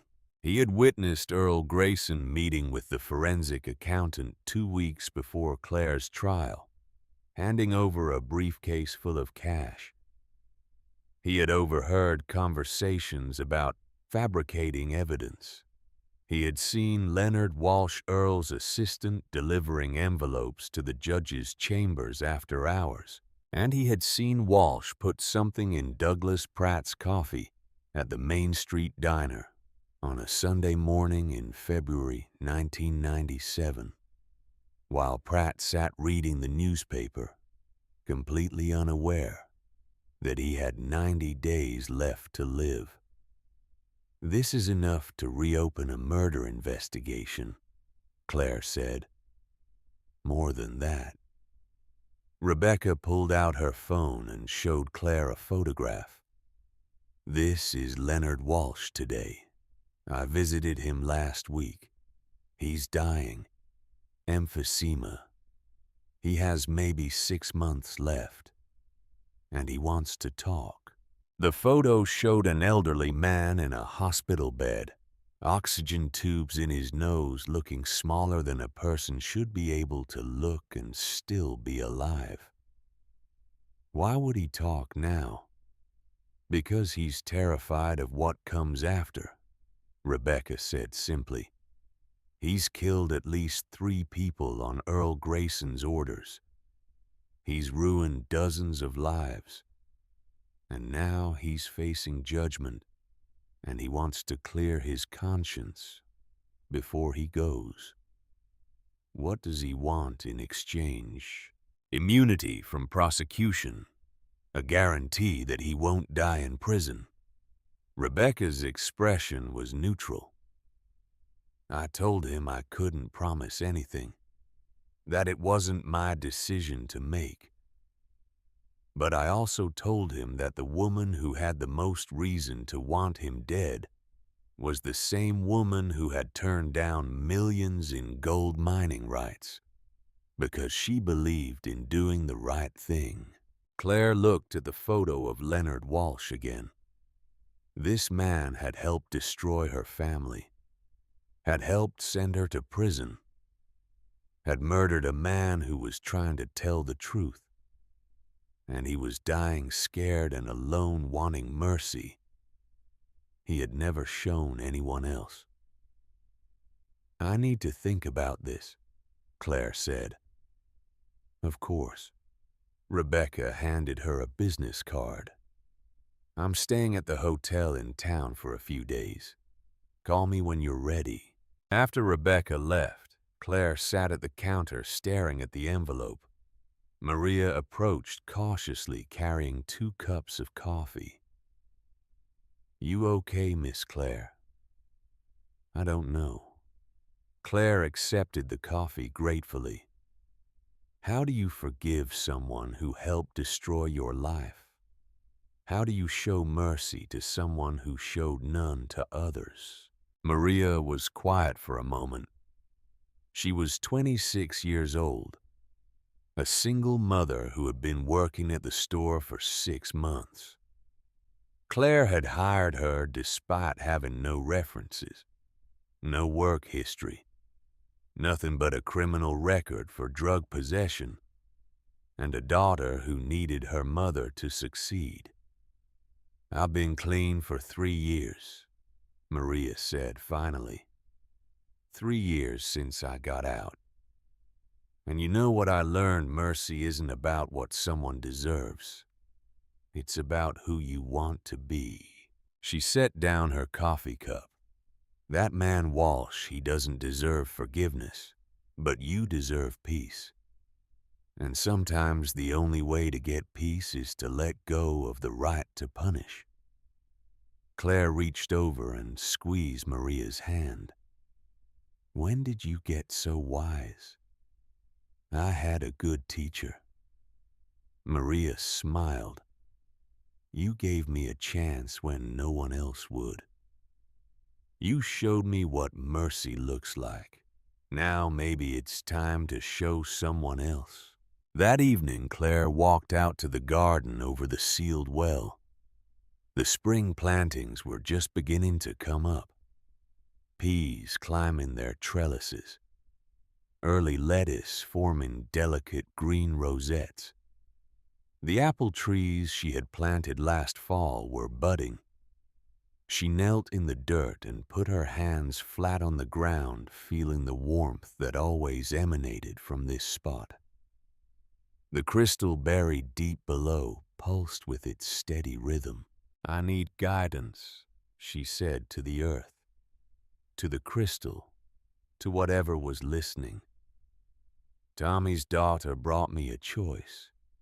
I can help put away the man who helped destroy our family, but it means showing him mercy he never showed us. The warmth beneath her hands intensified, not uncomfortably, just present, steady. And then she heard voices, not through the phone this time, just in the air around her. Her mother's voice, her father's, Tommy's, all of them speaking at once, but somehow not drowning each other out. Choose healing, her mother said. Choose justice, her father said. Choose to be better than they were, Tommy said. The voices faded, but the message remained. Justice and healing weren't opposites. They were two parts of the same thing. She could pursue Walsh's testimony, use it to fully expose the Grayson crimes, and she could do it with mercy. Give him immunity. Let him die outside of prison, not because he deserved it, but because she refused to become the kind of person who traded mercy for revenge. Claire stood brushing the dirt from her knees. Her decision was made. The meeting with Leonard Walsh took place in a private room at the Savannah Hospice facility, where he was spending his final months. Angela Morris, the state prosecutor, had arranged it after Claire agreed to pursue Walsh's testimony. Rebecca was there, Owen Hartley, a court reporter to document everything, and Claire walking into the room where a dying man waited to confess his crimes. Walsh looked worse than his photograph. The oxygen tubes had multiplied. His skin had a grayish cast that spoke of organs shutting down. His hands trembled constantly, and his breathing sounded like sand being poured through a sieve. But his eyes were sharp, alert, aware. "Miss Morrison," he said when she entered. His voice was barely above a whisper. "I wasn't sure you'd come." Claire sat down in the chair across from his bed. She had prepared a speech, practiced what she would say, but looking at this withered man who had helped steal 30 years of her life, all her prepared words evaporated. "Why?" she asked simply. "Why did you do it?" Walsh was quiet for a long time. The only sound was his labored breathing and the beep of the monitors around him. "Money at first," he said finally. "Earl paid well. Better than I could make anywhere else with my education. And then it became something else. Loyalty, I guess. Or maybe just habit. You work for someone long enough, do their dirty work long enough, and you stop questioning it.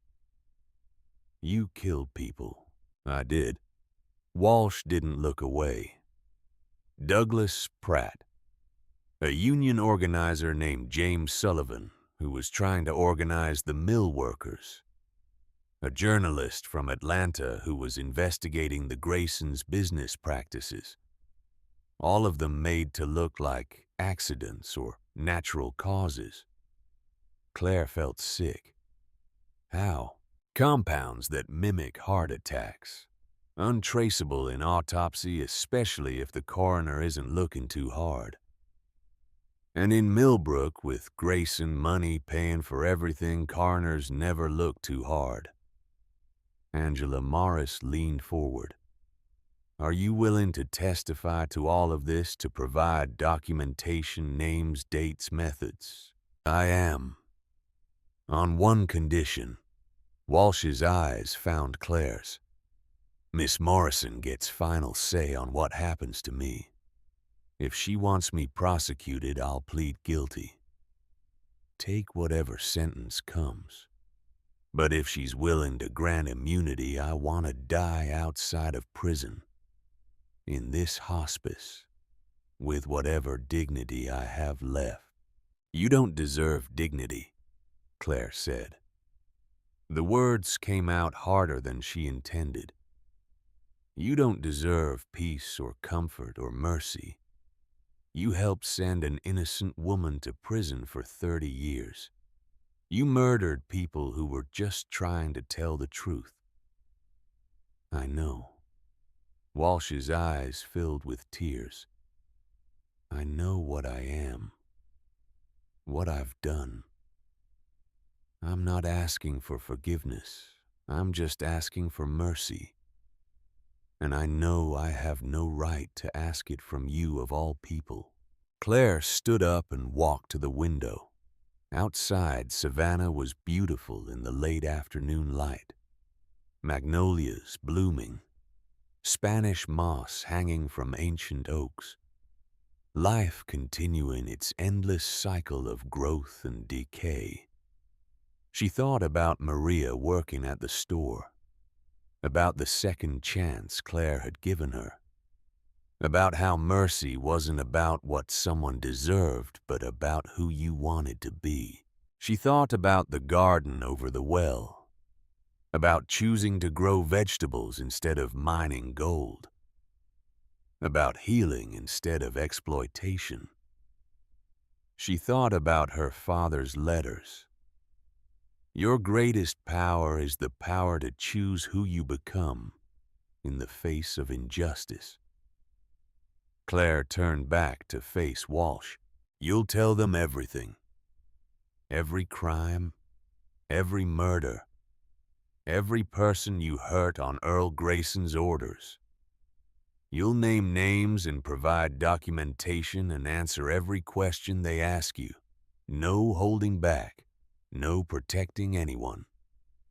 I will, and in exchange, you'll get immunity from prosecution.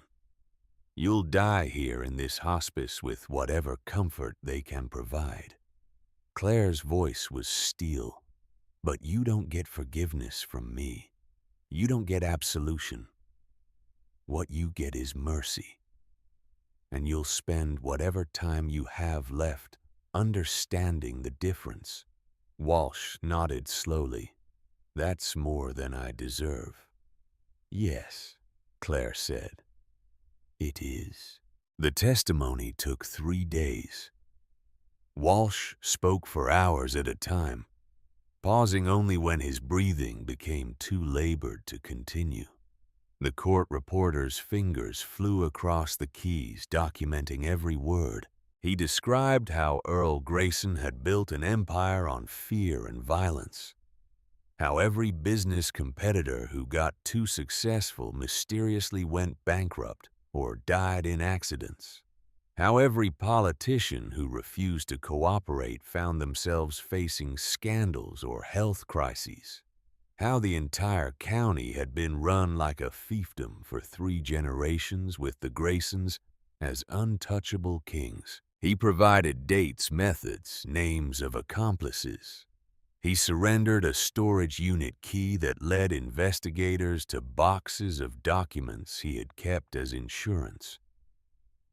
Financial records, photographs, audio recordings. Enough evidence to launch a dozen new criminal investigations. And he described in clinical detail how he had poisoned Douglas Pratt with a compound that would cause a fatal heart attack within 60 to 90 days, leaving no trace that would show up in a standard autopsy. By the time he was finished, Angela Morris had enough evidence to potentially indict 37 people on charges ranging from conspiracy to murder. This is the biggest corruption case in Georgia history, she said to Claire on the evening of the 3rd day. They were sitting in a hotel bar in Savannah drinking bourbon and trying to process what they had just witnessed. When this goes public, it's going to shake the entire state. When does it go public? Claire asked. We need to verify everything Walsh told us first. Track down the documents in that storage unit. Interview witnesses. Build cases that will hold up in court. Angela swirled her bourbon. 3 months, maybe. 4 at the outside. And then we start making arrests. Marcus Grayson is already in prison for fraud and conspiracy. Now we're looking at accessory to murder. He knew what his father did. Walsh has testimony that Marcus helped cover up at least 2 of the killings. Angela's expression was grim. He'll never see the outside of a prison again. Claire should have felt satisfaction, vindication, the complete destruction of the family that had destroyed hers. But all she felt was tired. "I want to go home," she said. "Of course." Angela signaled for the check. "Claire, what you did in there, showing Walsh mercy that took strength most people don't have. It wasn't strength. It was just being too tired to carry hate anymore." Angela smiled. Sometimes those are the same thing. Claire returned to Millbrook to find the town buzzing with rumors. Word had leaked, as it always did in small towns, that something big was happening. That state investigators were asking questions about old deaths. That boxes of evidence had been seized from a storage facility in Augusta. People looked at Claire differently now, not with pity or suspicion, but with something approaching awe. She had been wrongly convicted, exonerated, and now she was at the center of what everyone was calling the trial of the century. She hated it. She just wanted to tend her garden and run her store and live quietly on the land her family had protected for generations. But history had other plans. Rebecca came to visit again a week after the Walsh testimony. This time she brought her sister Vanessa, who looked so much like their father that Claire had to sit down when she walked through the door.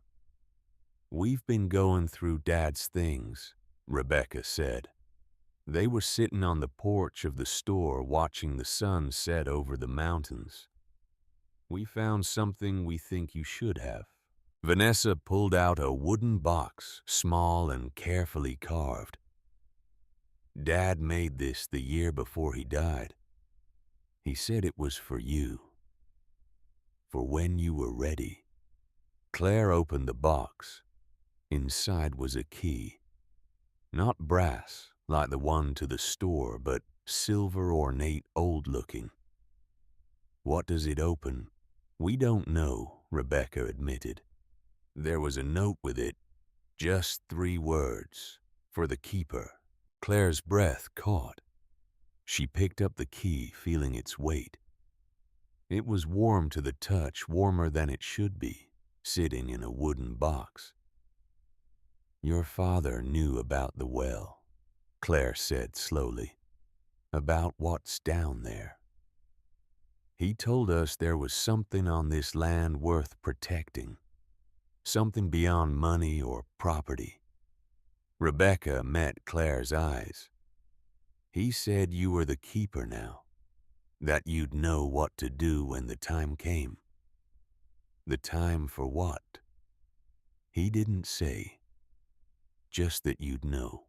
That night, after her nieces had left, after the store was closed and the lights were out, Claire stood in the garden over the sealed well holding the silver key. The warmth from the crystal below was stronger than usual, pulsing, almost urgent. "What are you trying to tell me?" she asked the darkness. And then, impossibly, the sealed concrete cap began to glow. Faint lines of light tracing the geometric symbols her grandfather had etched into the surface 70 years ago. Claire knelt and touched the cap. It was warm beneath her fingers. And the symbols weren't just glowing. They were moving, rearranging themselves into patterns she almost recognized, like letters in a language she had never learned but somehow understood. The keeper opens. The cycle completes. The guardian passes. Claire stood abruptly, her heart pounding. The crystal was trying to tell her something. But what? She looked at the key in her hand, then at the glowing cap, then back at the key. There was a keyhole. She had never noticed it before, but now it was obvious. Hidden in the center of the cap, disguised as part of the geometric pattern, a small indentation that matched the key perfectly. Claire hesitated. Her father had sealed this well for a reason. Her grandfather before him. Opening it now after everything she had done to protect it felt dangerous. But the message was clear.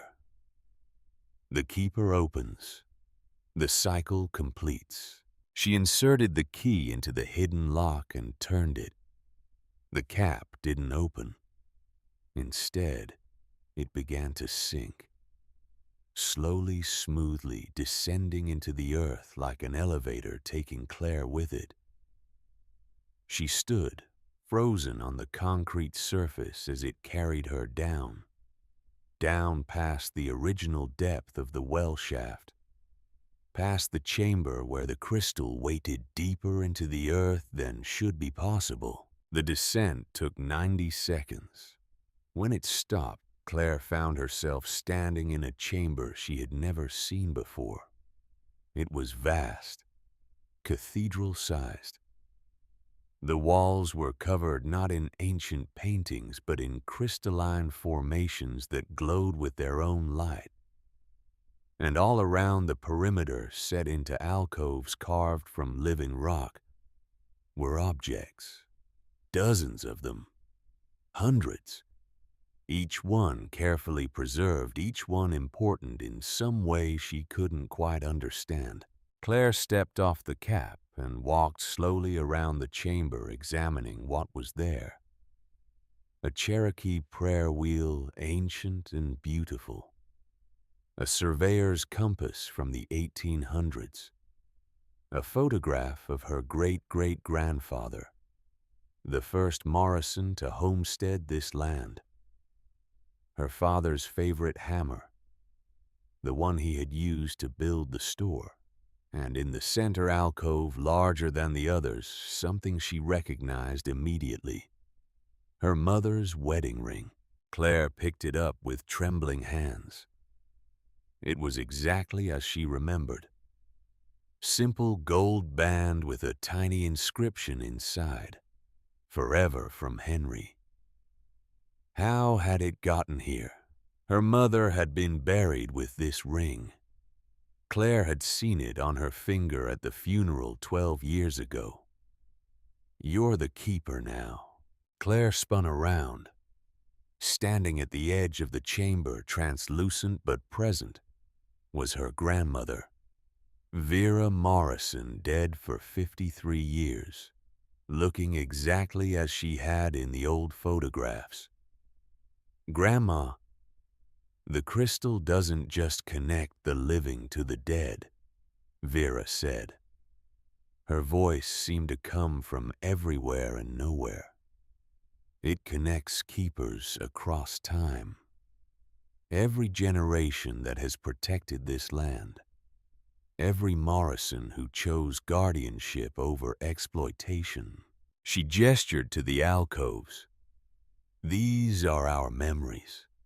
Our sacrifices, the things we gave up to protect what matters. Your great-great-grandfather's compass, because he gave up his dream of exploring the West to stay here. Your father's hammer, because he chose to build a legacy instead of seeking fortune elsewhere.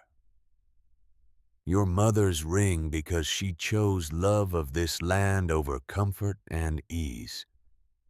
But she was buried with that ring. Vera smiled. The crystal takes what is offered freely. Your mother touched the crystal once, years before she died. She told it that When her time came, she wanted her love for this place to remain. The ring appeared here the day she passed. Not stolen, given. Claire looked around the chamber at all the objects, all the sacrifices, all the generations who had chosen this land over everything else. "What am I supposed to give up?" she asked. "That's for you to decide. Every keeper faces the same choice. What matters more, what you want, or what must be protected? I've already given up so much. 30 years of my life, my freedom, my future. That wasn't your sacrifice," Vera said gently. "That was stolen from you. Sacrifice is only meaningful when it's chosen." She began to fade. "The crystal is waking, Claire. The cycles are speeding up. Soon it will need a new keeper, someone younger, someone who can protect it for the next 70 years. Wait, I don't understand. What cycles? What's waking?" But Vera was gone, leaving Claire alone in the vast chamber with its hundreds of artifacts and its impossible questions. The concrete cap began to rise, carrying her back to the surface. When she emerged into the night air, the garden was exactly as she had left it, but she was changed. Fundamentally, irrevocably. She was not just the owner of Morrison land anymore. She was the keeper of something far older, far more important, and soon she would have to decide what she was willing to sacrifice to protect it. The next morning, Claire called Rebecca. "I need to tell you something about this land, about what's really down in that well, and about what your father knew before he died." They met at the store after hours. Claire locked the doors and drew the shades. Then she told her nieces everything about the crystal, about the visions, about the phone that connected the living to the dead, about the chamber below the chamber, with its artifacts and its impossibilities, about being the keeper of something she didn't fully understand, but knew she had to protect. Rebecca and Vanessa listened in silence. When Claire finished, they looked at each other, then back at her. "We believe you," Vanessa said simply. "Just like that. Our father spent his last weeks talking about this place," Rebecca said.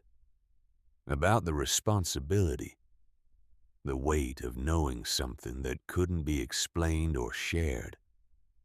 He said it was both a blessing and a burden." She paused.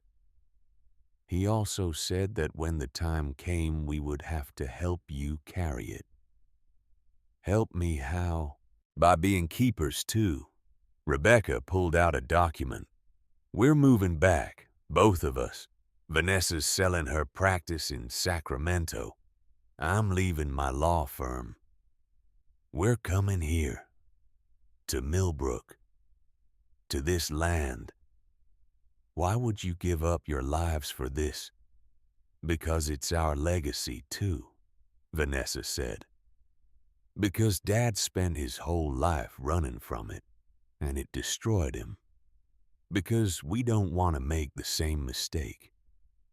She smiled.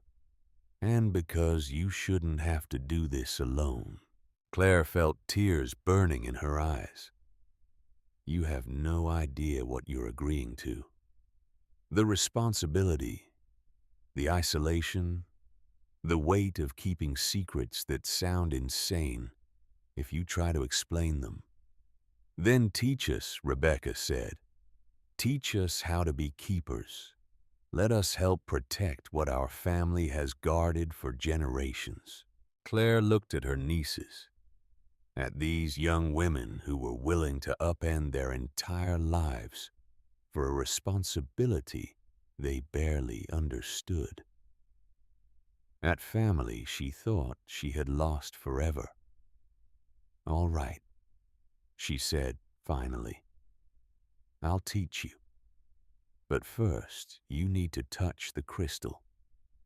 You need to see what it shows you. And then you need to decide if you can live with knowing what you'll know." They went to the well that night, the three of them walking through the moonlit garden, carrying the weight of what was about to happen. Claire used the silver key to activate the cap. This time she knew what to expect. The smooth descent, the vast chamber, the glowing artifacts. Rebecca and Vanessa descended with her, their eyes wide with wonder and fear. "The crystal is at the center," Claire said, pointing to the passage that led to the original chamber. "When you touch it, it will show you things. Past, future, truth. It won't be gentle. It won't ask permission. It will show you everything you need to see to understand what this responsibility means." "Have you touched it?" Vanessa asked. "Once. When I first found it, it showed me my father. Showed me the truth about what happened to our family." "What will it show us, sir?" "I don't know. It's different for everyone. It shows you what you need to see." Rebecca stepped forward. "I'll go first." Claire led her to the central chamber. The crystal pulsed with its golden light, steady and patient. "Just touch it," Claire said, "and don't let go no matter what you see. If you let go too soon, you'll be lost between worlds."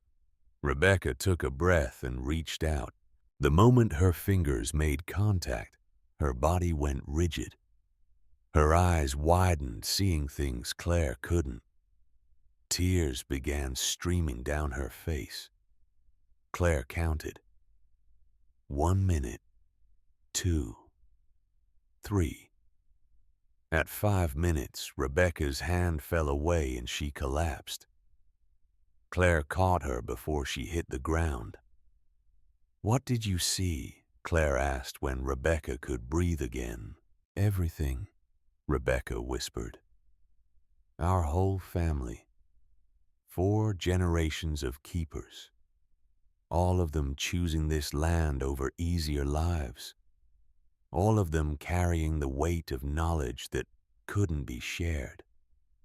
She looked up at Claire. "And I saw Dad. Young. Standing right here. Touching the crystal. Being shown what he would have to sacrifice if he stayed. What did it show him? You. In prison. Suffering. He saw your future if he stayed and tried to fight the Graysons. They would have killed him. And without his testimony later, you would have never been exonerated. He had to leave, had to stay away.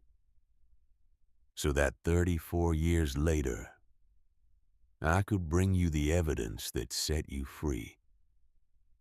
Claire felt something shift in her chest. A weight she had carried for decades, the anger at her brother for abandoning her, suddenly lightening. "He didn't abandon me," she said slowly.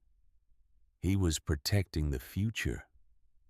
He was making the sacrifice required of him." Rebecca agreed. "Just like every keeper does." Vanessa touched the crystal next. She emerged after 7 minutes, shaking and pale but determined. "I saw Mom," she said. "Our mother. She died when I was 10. Car accident. But it wasn't an accident. The Graysons had her killed because she was investigating their business practices for a legal journal article. Claire felt sick. I didn't know. Neither did we. Dad never told us. He spent 28 years pretending it was random chance. But the crystal showed me the truth. Vanessa wiped her eyes, and it showed me why we're here. Why we came back. This isn't just about protecting a well or guarding a secret. It's about making sure no family ever suffers what ours did. The three of them sat in the chamber for a long time processing what they had seen and learned. Finally, Claire spoke. The crystal is waking. My grandmother told me. The cycles are speeding up. Soon it will need a new keeper. What does that mean? Rebecca asked. I don't know, but I think it means my time as primary keeper is coming to an end, and one of you will have to take over. How do we know which one? The crystal will choose. When the time comes, it will make itself known. They returned to the surface as dawn was breaking. The garden glowed in the early light, peaceful and ordinary. But beneath it, in chambers hidden from the world, impossible things waited. Claire looked at her nieces, at the family she had thought she'd lost, at the future she hadn't dared to imagine. Welcome to the legacy, she said. Welcome to being keepers of the well. The arrests began 3 months later, exactly as Angela Morris had predicted. It started with small players, county officials who had accepted bribes, lawyers who had falsified documents, businessmen who had colluded with the Graysons to eliminate competition. Then it moved up. Former sheriff's deputies, judges, state legislators, and finally, on a humid morning in July, federal agents arrested Marcus Grayson's 2 sons on charges of conspiracy to commit murder, racketeering, and fraud. The Grayson empire, which had dominated Millbrook for 3 generations, collapsed completely in less than 6 months. Their assets were seized. Their businesses sold. Their properties auctioned. The money went to victims' families, to restitution funds, to community rebuilding projects. And the land that Earl Grayson had killed to acquire the Morrison property that had cost so many lives remained exactly where it had always been. In Morrison hands. Protected. Guarded. Sacred. Claire stood in her garden 1 year to the day after Rebecca's first visit and thought about cycles, about how everything that rose eventually fell, about how justice, though slow, was inevitable, about how the land remembered everything even when people forgot. Rebecca and Vanessa had kept their word. They had moved to Millbrook. Rebecca had opened a small law practice focused on wrongful conviction cases. Vanessa was teaching biology at the local community college and writing a book about indigenous sacred sites. And together the 3 of them were learning what it meant to be keepers. They took turns tending the garden, maintaining the store, answering the phone when it rang, which it did occasionally, always with messages from the other side. They had established rules. No one told anyone about the crystal who didn't need to know. No one touched it without a serious reason. No one tried to exploit it or study it or explain it. Some things were meant to be mysteries. Some powers were meant to be protected, not understood. Claire was 66 now. She could feel age catching up with her in ways she hadn't during her prison years. Her knees ached on cold mornings. Her hands were stiff. She tired more easily, but she was happy. Genuinely, deeply happy. She had family. She had purpose. She had a home that was truly hers. The phone rang. Claire walked to it unhurried, picked up the receiver. "Hello." "Claire, it's your father." Henry Morrison's voice warm and familiar. "Hi, Daddy. I'm proud of you, honey.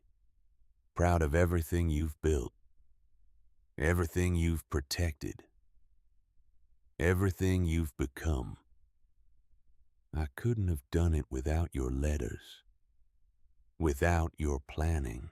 You did it because you're stronger than I ever was. Braver than I knew how to be." A pause. "It's almost time, Claire.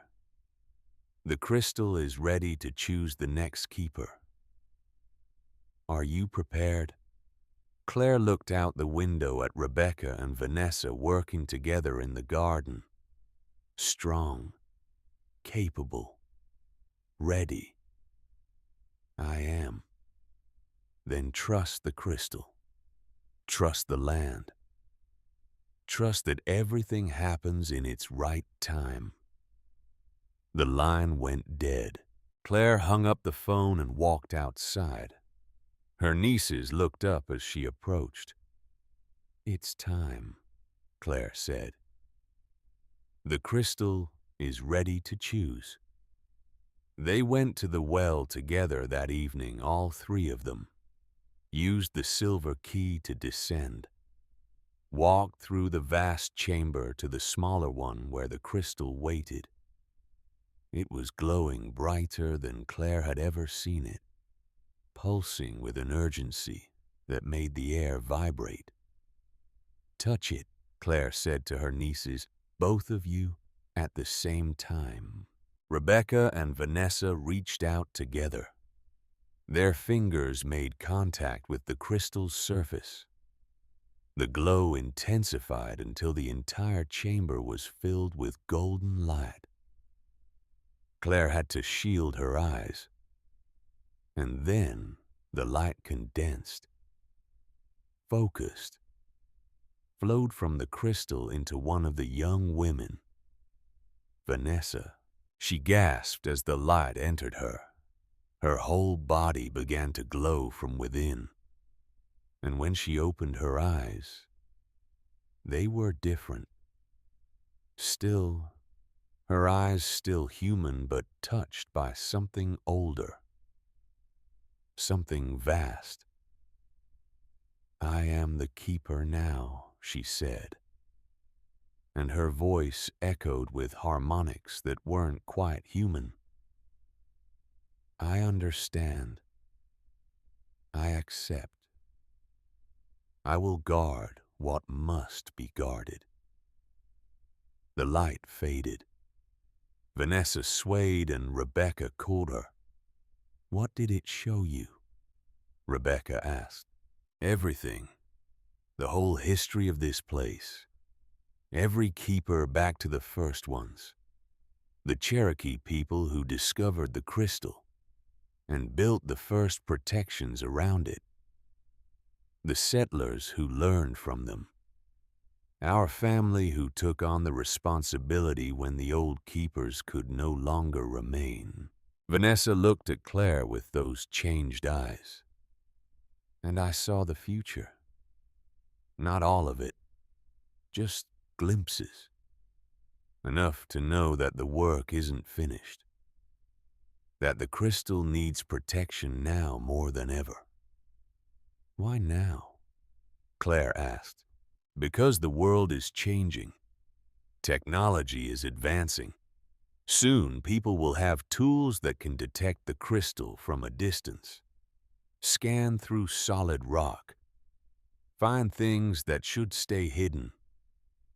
We need to prepare, need to establish legal protections, scientific explanations that don't explain the truth, cover stories that hold up to scrutiny.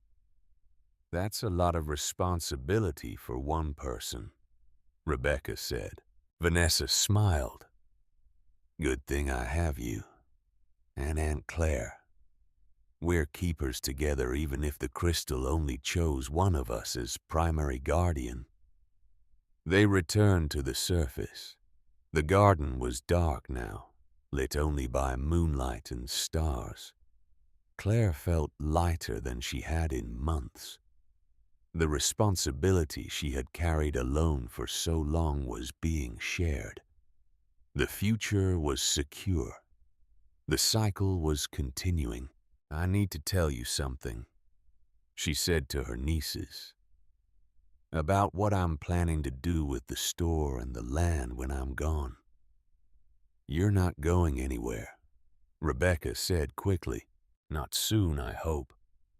But eventually. And when I do this, all needs to pass to you. The property, the business, the responsibility. Claire pulled out a document she had prepared. I've had Owen draw up a new will. The land goes to both of you jointly. Cannot be sold, subdivided, or transferred outside the family. In perpetuity. Protected by conservation easements and historic site designations. The store becomes a family trust, run by Morrisons for as long as there are Morrisons to run it. If the line dies out, it goes to a non-profit dedicated to preserving indigenous sacred sites. You've thought of everything, Vanessa said. I've had time, a lot of time. In prison, all I could do was think about the future, about how to protect what mattered if I ever got the chance. Claire smiled. Now I have that chance, and I'm going to make sure that what I protect outlasts me by generations. They stood together in the moonlight. 3 generations of Morrison women guardians of a secret that stretched back centuries and would extend forward just as far. The crystal pulsed beneath their feet, content, secure, protected. And somewhere in the distance a phone began to ring. But it wasn't the avocado phone in the store. It was coming from town, from houses and businesses up and down Main Street. Old phones, disconnected phones that shouldn't work. All of them ringing at once. Claire looked at her nieces. It started. What has, Rebecca asked? The awakening. The crystal isn't the only one. There are others, scattered across sacred sites throughout the region, and they're all connected, all waking up at the same time. What do we do? Claire thought about her grandmother's words. The cycles are speeding up. We find the other keepers, she said. We make alliances. We build a network of protection that spans all the sacred sites. Because if they're all waking up, it means something is coming. Something that threatens all of them. How do we find other keepers? We answer the phones. They walked and back toward town together. Behind them, the garden glowed faintly with reflected moonlight. The sealed well hummed with barely audible harmonics. And deep below, in chambers older than memory, the crystal pulsed with a rhythm that matched the heartbeat of the earth itself. Morrison's country store stood exactly as it had for 70 years. Red paint fresh, windows clean, sign hand-carved and honest. But now it was more than a store. It was a sanctuary, a guardian house, a place where the impossible was protected by people who understood that some truths were bigger than belief. Claire Morrison, once a prisoner, once a victim, now a keeper, walked through her door and picked up the phone. "Hello," she said. And across time and distance, across the boundaries between worlds, someone answered. The work was just beginning.